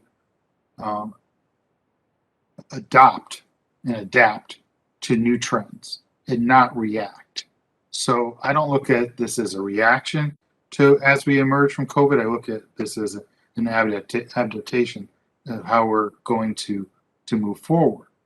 And I think reading some of the articles, they said, well, communities that aren't going to allow us to get to our next model isn't really where we want to be. And we definitely want businesses to be in West Hartford. That's what we're doing our marketing campaign. Why West Hartford? Because we're cutting edge. We're forward thinking, and I think that's really important. So that's where Councilor Williams and I came to some agreement on. Todd has been amazing in terms of getting us the background information and being cognizant of the fact that we do need to be sensitive to things that people may find things that they don't like about drive-thrus. But I think I was on zoning when that first pharmacy came up over at Walgreens in Bishop's Corner. I think the mayor was on just gotten on the council to deal with that. And if you look at that pharmacy today, I don't think anybody complains about how that pharmacy drive-through operates. There's not long queues in that area. It's been pretty successful for people not having to get out of their car to pick up a prescription. So I just hope that we can give it a serious review of what we think with respect to this part of our zoning code. I think it will encourage pad site development in Corbin's Corner, particularly with respect to, I think, some of those entities that are in the strip mall would probably want to move to something like this. So I thought it was a good idea. I think it's worth exploring. Just willing to listen to everyone else who hasn't really plugged into this, and they might be hearing this for the first time, to get your initial thoughts in response to it. Thank you, Mr. Davidoff. Thank you all. I thank you for bringing this forward. This has been a discussion in town. I remember in the 90s when restaurants were first allowed to have drive-thrus, and where it was. And I remember the people being so concerned about McDonald's when they came to Bishop's Corner having a drive-thru, and all of that. How drive-thrus were defined and zoned is similar to so many things that we understand the history of, and the evolution. So I was on that hearing, and I do still remember one of the comments from one of the counselors on queuing and exhaust from cars. And how that would hurt our air quality on that. And that is also changing in a way. Obviously, queuing, making that maybe easier if a restaurant's successful. Yeah, there might be queuing, but many cars now turn off automatically when they're idling, or if obviously with the increase in electric cars, all of those things are sort of might go away. But those are things that we probably need to consider. But I do think Chick-fil-A was a leader in how we can envision something. I always was, I was thinking, how can we promote drive-thrus? Because I do, with 4 sons and a 92-year-old mother, the drive-thrus have their purpose for sure, and they are a model that has changed and is used by all different kinds of restaurants and all different kinds of ways. But how do we do that with the TOD and making sure that we have walkable and communities that are welcoming and aren't so cut off from pedestrian and bicycle access and and all of that. And I think Chick-fil-A achieved that. So I think we have a good model. But I look forward to hearing more. Other counselors? Yeah, I'd just like to make a comment, if I could. Sure, go ahead. I want to thank the Deputy Mayor and Councilor Williams for bringing this forward. I think we have to continually re-examine and adapt in these changing times, or else we get left behind. So, quick drive-through story. I am very thankful for drive-throughs, and I think, as Todd says, when they're done right, they help us grow. They serve our residents. Some time ago, I was on Long Island taking care of my parents. Jody had the boys. They were sick. She needed to get a prescription. She went to the corner drugstore. At 11 years old, she made the decision to leave them in the car while she ran in. She came home. The police followed her. She had to bring the kids out of bed because it is against the law to leave your child in the car at that age. And so I was like, oh my God. So quite frankly, for that reason alone, I think just a safety health standpoint, we need to look at drive-throughs because they are a major convenience for all our residents. So I just want to thank them for bringing it forward. And Todd, you're just right. When we do it right, which typically West Hartford does, do it right, very thorough, it'll be an asset and not a detriment to the community. Thank you, Ms. Kerrigan. Great points. Anything else? Anybody else? Mr. Hart.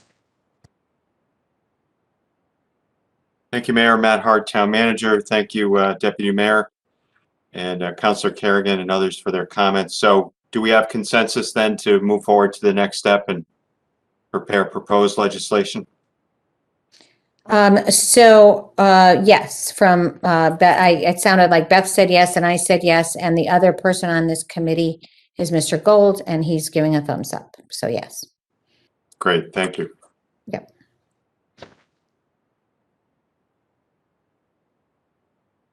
Okay, now we are down to staff report on zoning ordinance related to philanthropic events. Mr. Hart. Matt Hart, Town Manager. Thank you, Mayor. This is another item that could lead to proposed legislation as well.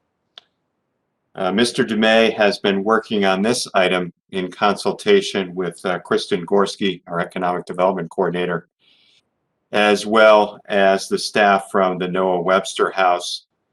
As the council is probably well aware, we have some limitations, and this is common statewide. We have some limitations regarding the special events that charitable organizations can hold throughout the year.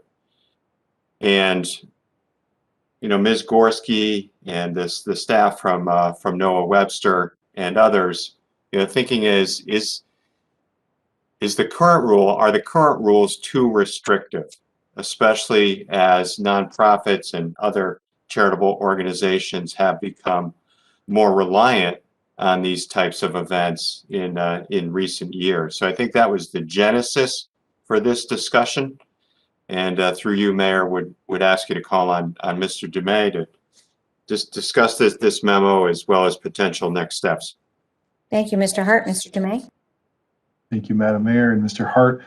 Matt, I think you hit it on the head. It was looking at how nonprofit organizations in the community have evolved and become increasingly reliant on philanthropic events.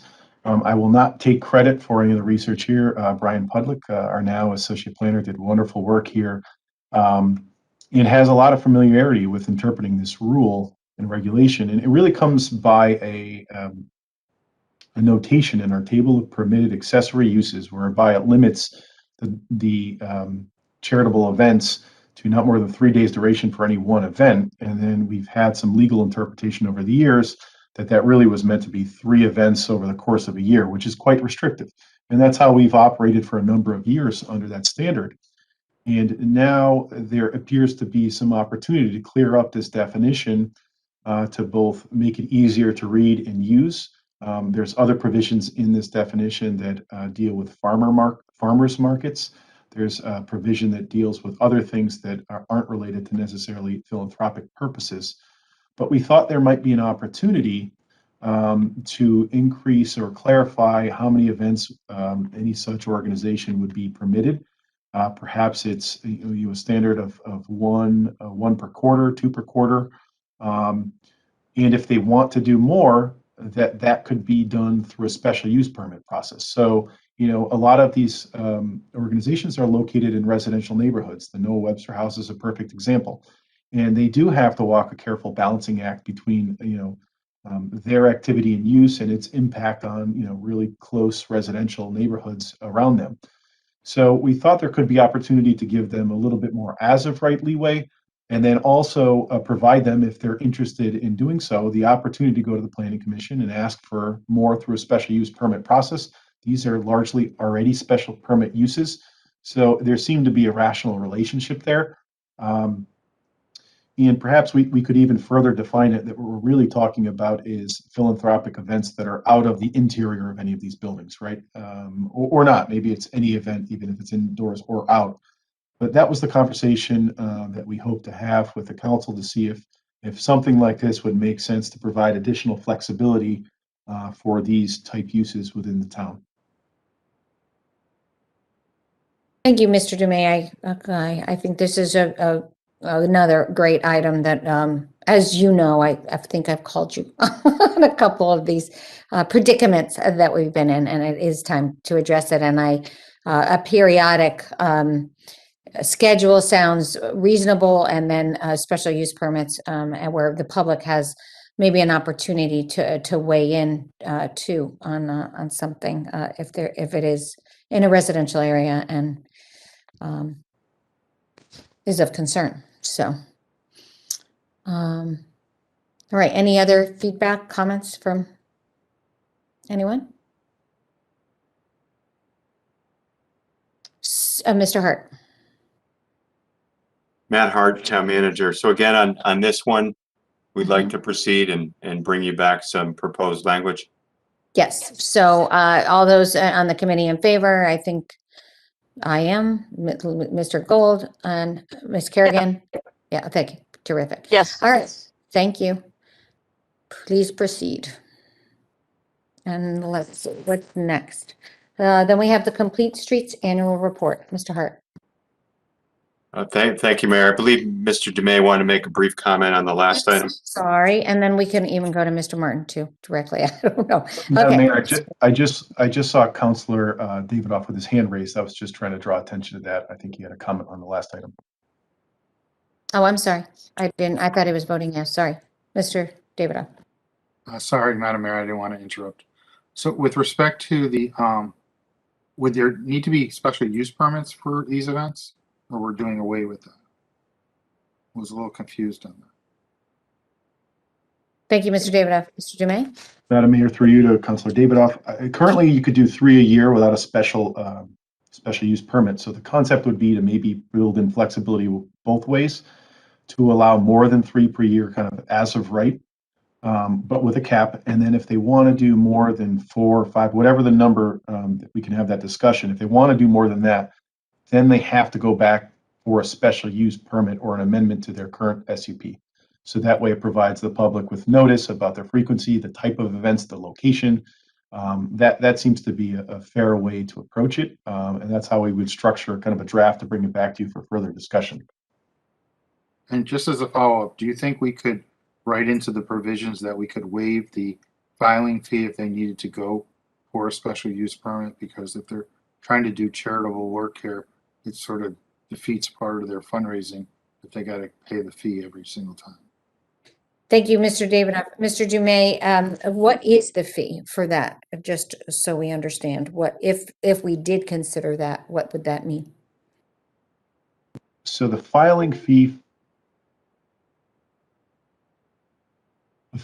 for a special use permit is going to cost a little over $300, but our zoning ordinances do permit a request for waiver of the fee when you're going to one of our boards or commissions, so through you to the council or the planning commission. So I'll work with corporation counsel to see if we could actually work that in to this specific kind of request, or if we can't, the mechanism already exists in the zoning, and then staff could encourage any applicant for this purpose to request the fee waiver. So I'll explore it, building it into the ordinance with corp counsel, and if that's not possible, we can just, make sure that it's encouraged as someone prepares an application. Thank you, Mr. Davidoff, and especially if they're going to add a number of other events potentially, it could be. It could be. So what is our actual cost when in processing that? Is there an actual, does that $300,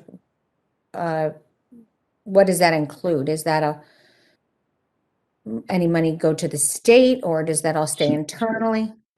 It's a great question. So the total fee in total, it would be, minimum fee is $460, and that breaks down to $250 for the actual application. There's a $60 state fee, and then there's a $150 public hearing fee for any board and commission that requires a public hearing. So either a council level hearing. Traditionally, that $150 fee went towards our cost to run legal notices in the newspaper and pay for court reporter services. So that's kind of how we captured back some of that. And we also would need to check with Corp Counsel. Part of our fee waiver structure doesn't afford us the ability to waive that public hearing fee. But I believe we have the ability to waive the deep fee. That's something I can look at to see if all fees are waivable. If they're not, maybe we can figure out a way to build it in, as Councilor Davidoff suggested, right into the ordinance to avoid the process. Yeah, or maybe it's, reduced fee just for I don't know. Yeah, but I'm sure you'll give it some thought and come back with some wonderful suggestions. Okay, thank you. Thank you, Mr. Davidoff. All right. Anything else on this? All right, thanks. Look forward to hearing more.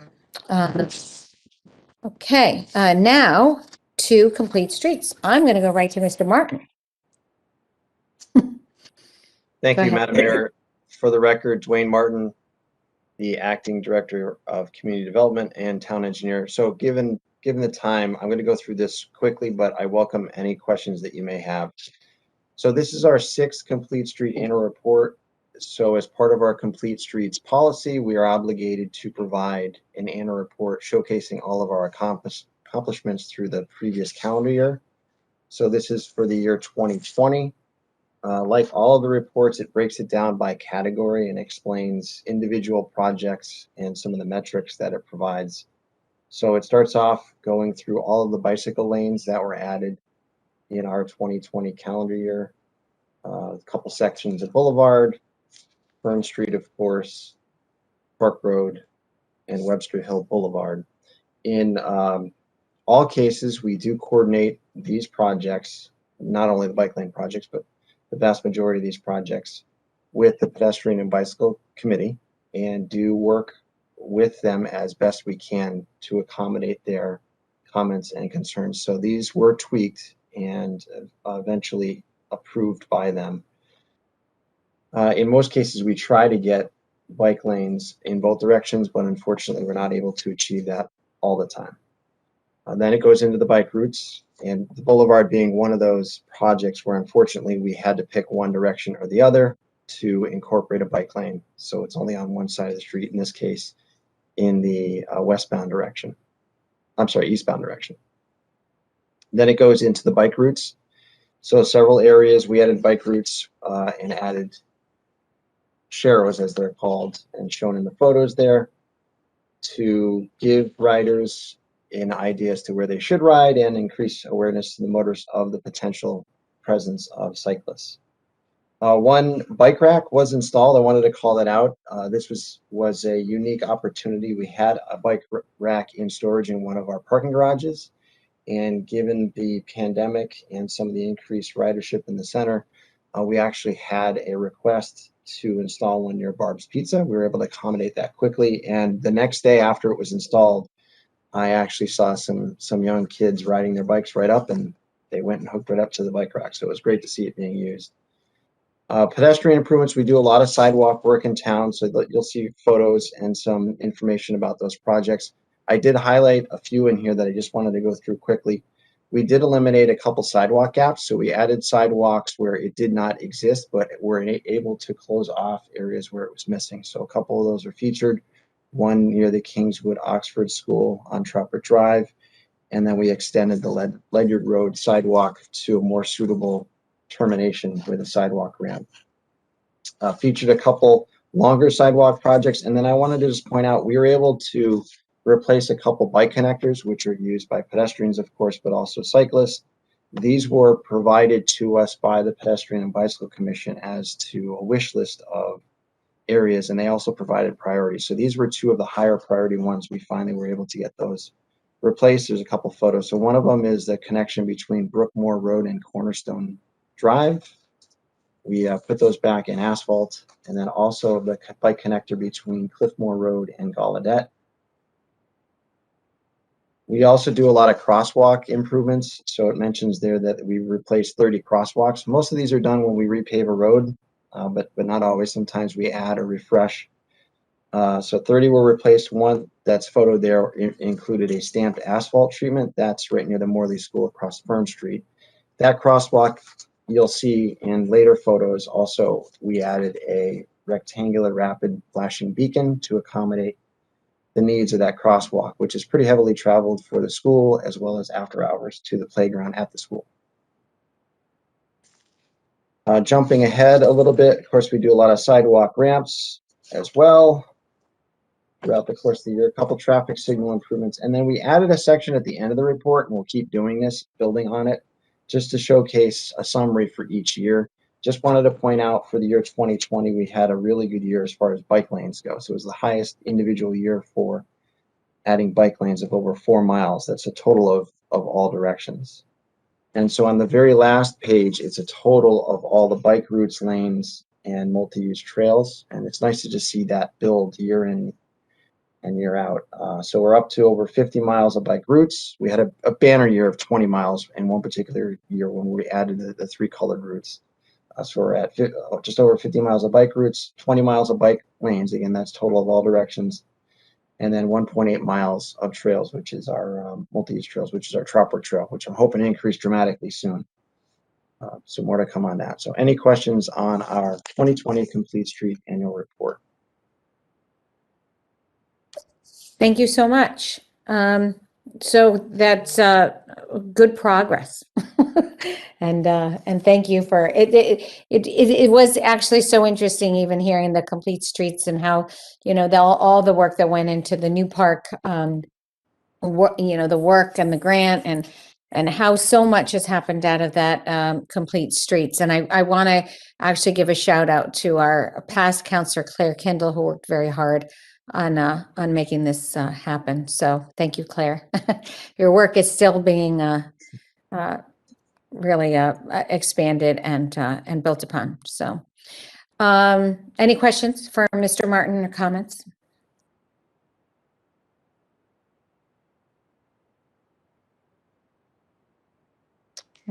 Okay, Mr. Davidoff. Not a question, but a comment. I did review the entire report this afternoon, and it is exactly what we envisioned when we adopted it. And Mayor Cantor's right.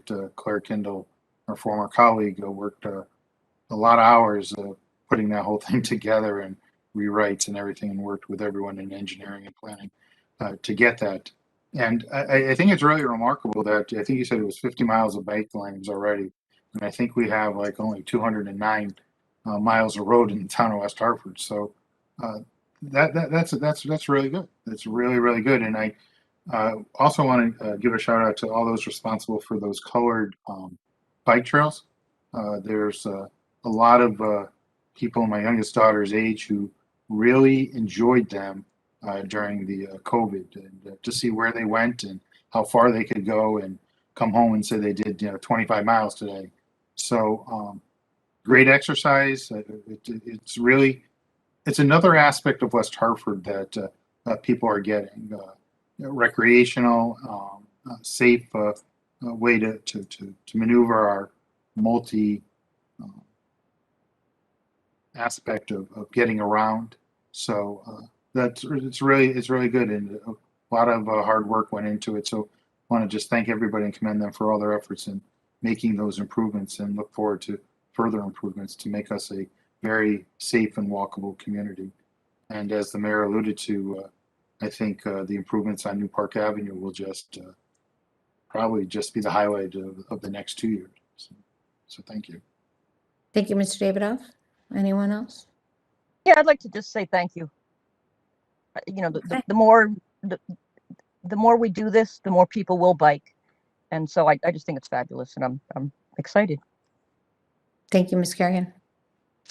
All right, terrific. And we look forward to continuing the work and the accessibility of all kinds to our community. And we've got some pretty transformational, very transformational project on North Main Street right now. So, or soon. Anyway. Okay, anything else? Communications, Mr. Hart. I don't know if we're Matt doing. Hart, Town Nope. Manager. No, we don't have any communications, Mayor. I know the hour is late. You know, you can decide if you want to give us another 15 minutes for additional staff reports, but we could always discuss those next time as well. Well, we haven't met in a while, so if there's anything, maybe you can do a brief overview of it. And I do know there's a lot of construction going on, so I do Sure. feel like we need a little update. So my husband's getting frustrated with me because he worked hard on dinner, but go ahead. All right, we can wrap up soon. So I would ask Mr. Martin to go first. I don't know if Mr. DeMay has anything additional, and then I can quickly wrap up. We can do this in 15 to 20 minutes. Sounds good. Okay, go ahead.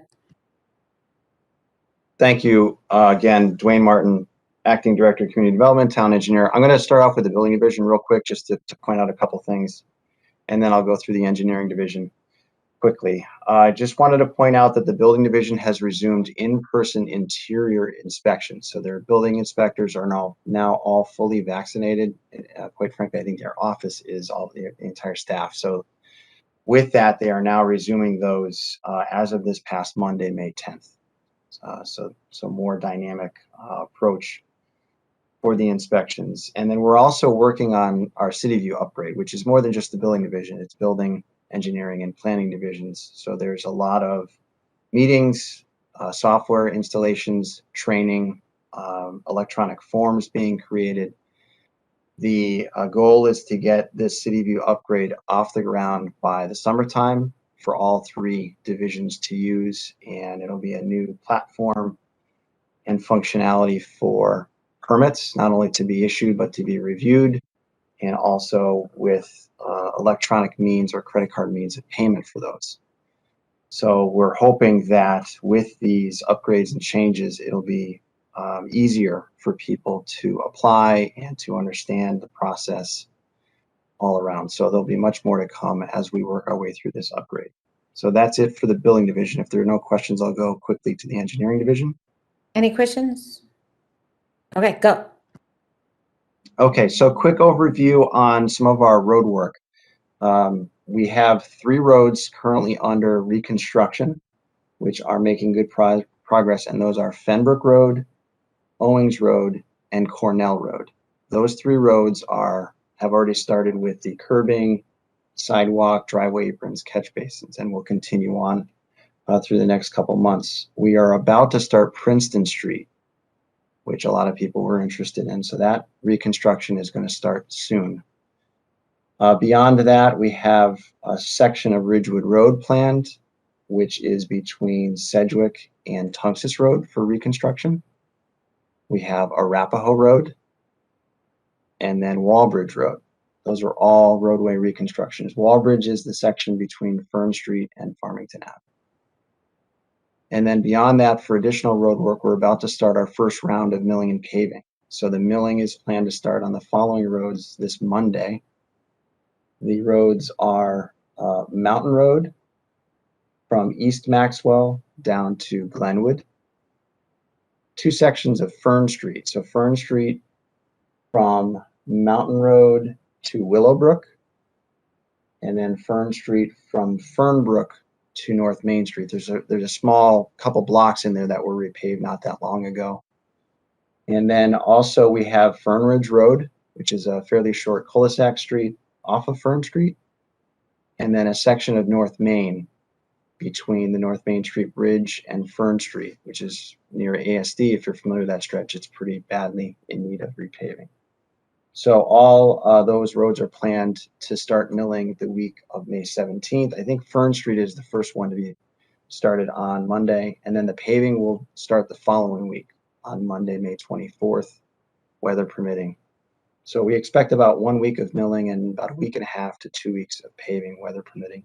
This is the first of 3 rounds. So it's a fairly small round, but we have a lot of arterial streets in there, and there'll be road detours, in order to accomplish that. And we are aware there's a filming going on Farmington Ave and a couple other areas. So we've kind of modified our order of work and our detours around that. So it shouldn't be a problem. Thank you. Great, thank you. Yeah, I ran into a few of those wall bridges, especially today. I didn't know, and oh well. Okay, well, thank you. I'm sure we'll be hearing some feedback, but it is really important. And I do know there are so many streets marked up with chalk. It's or markings. It's really incredible how much is going on. So thank you very much. All I right. just had a quick question. Yes, If Mr. Leon Gold. had ordered, yes, if jokingly, if Leon had ordered the pile of gravel next to his yard. Yeah, did you, Leon? Haha. Okay, very funny. All right, Mr. Winograd. Thank you, Madam Mayor. I know it's late on, we won't ask about every road, but any word on Oakwood Ave? I'm getting a lot of complaints, and I write it a lot, and it's, Yeah, can you just tell people what's going on with that street? What the thanks, plan is? Mr. Winograd. Yeah, Mr. Martin? Sure, thank you. So the MDC has a water and sewer project that they're close to wrapping up. I just received an update on their schedule. And so they're working on Oakwood Ave from Park down to Flatbush, but the vast majority of the excavation work is on Oakwood Ave from Park down to Kane Street. And so the restoration work is what's left on the section of on Oakwood from Park to Kane Street, and they're about to start that. So there's granite curb that they need to put back. There are concrete sidewalk sections they need to replace, some driveway work, and then grass restoration. So that still needs to be completed. And they're telling us by the end of June, all of that work will be completed, in which case the town is hopeful to be able to fit the repaving of Oakwood Ave from Park to Kane in its second round, which is in July. If for some reason their project gets delayed a little bit, we would have to push off the paving, but it would still be this year. The section that they're working on south of that, so say from ID4 down to Flatbush, the MDC's contractor needs to do permanent pavement restoration. So we're not planning on repaving that section this year. They did excavate in the road in several areas, but it's nowhere near as widespread as the northerly section. So they'll end up coming back to do permanent or pavement restoration of their patches. Thank you, Mr. Martin. Mr. Winograd, anything else? No, thanks, Ryan. I knew you'd have some answer for that. It's a Thank big you. project. Yeah, and a lot of layers. Thank you. And we knew it would be. We had talked a lot about it and said, yeah, this is going to be a tough one. All right. All right. Who are we going to next again? Mr. Hart. Go ahead. Matt Hart, Town Manager. Thank you, Mayor. I can wrap up. Thanks. Just a couple of items quickly. Number one, the Affordable Housing Advisory Group that you authorized at the end of March. We advertised through the month of April, received approximately 25 letters of interest. Mr. Dumais and a community member, David Fink, and I will be reviewing them tomorrow. I think we'll be able to put a good group together, and we'll start working on reviewing staff's work on an affordable housing policy, and then recall we will be working on an affordable housing plan to submit to the state in July of 2022. So making progress there. Pleased with the interest from the members of our community, and when we have that group together, I'll share their names with you. And then I'd like to thank you all for your time tonight. I'd also like to acknowledge the staff in community development as well as economic development for their great work over the past year You heard from Ms. Gorski earlier, just doing a fabulous job working to support our businesses and bring new businesses to town. Could literally name every single employee in the department, but planning and zoning under Todd's leadership, our building division under Tim McClochie's leadership, they've been doing an awful lot of work, and it's great for the town to see our strong real estate market and the strong home improvement market as well. Last but certainly not least, want to recognize the engineering division, Greg Summer and all the other engineers, reporting to Dwayne, who's just been doing, I think, a fabulous job in the role as interim director of community development, along with his other positions. So a big thanks to them, and thanks to you for your leadership. And I'm glad we're in a position now, getting through close to the end with the budget, where the committee can engage on a more regular basis. Thank you. Thank you, Mr. Hart. Any questions from anyone? All right. And then future agenda items. I mean, obviously you've heard of economic development. We're obviously going to be probably talking about the other, the TOD. We've got the, almost everything is staying on the agenda. I don't know if we want to change, add anything in addition. If anybody has anything, please get it to me and or Matt. Okay. We'll have the, I think everything on there, the drive through, the philanthropic events, and the complete streets will probably remain. Not complete streets, sorry. That's whatever. Okay. All right.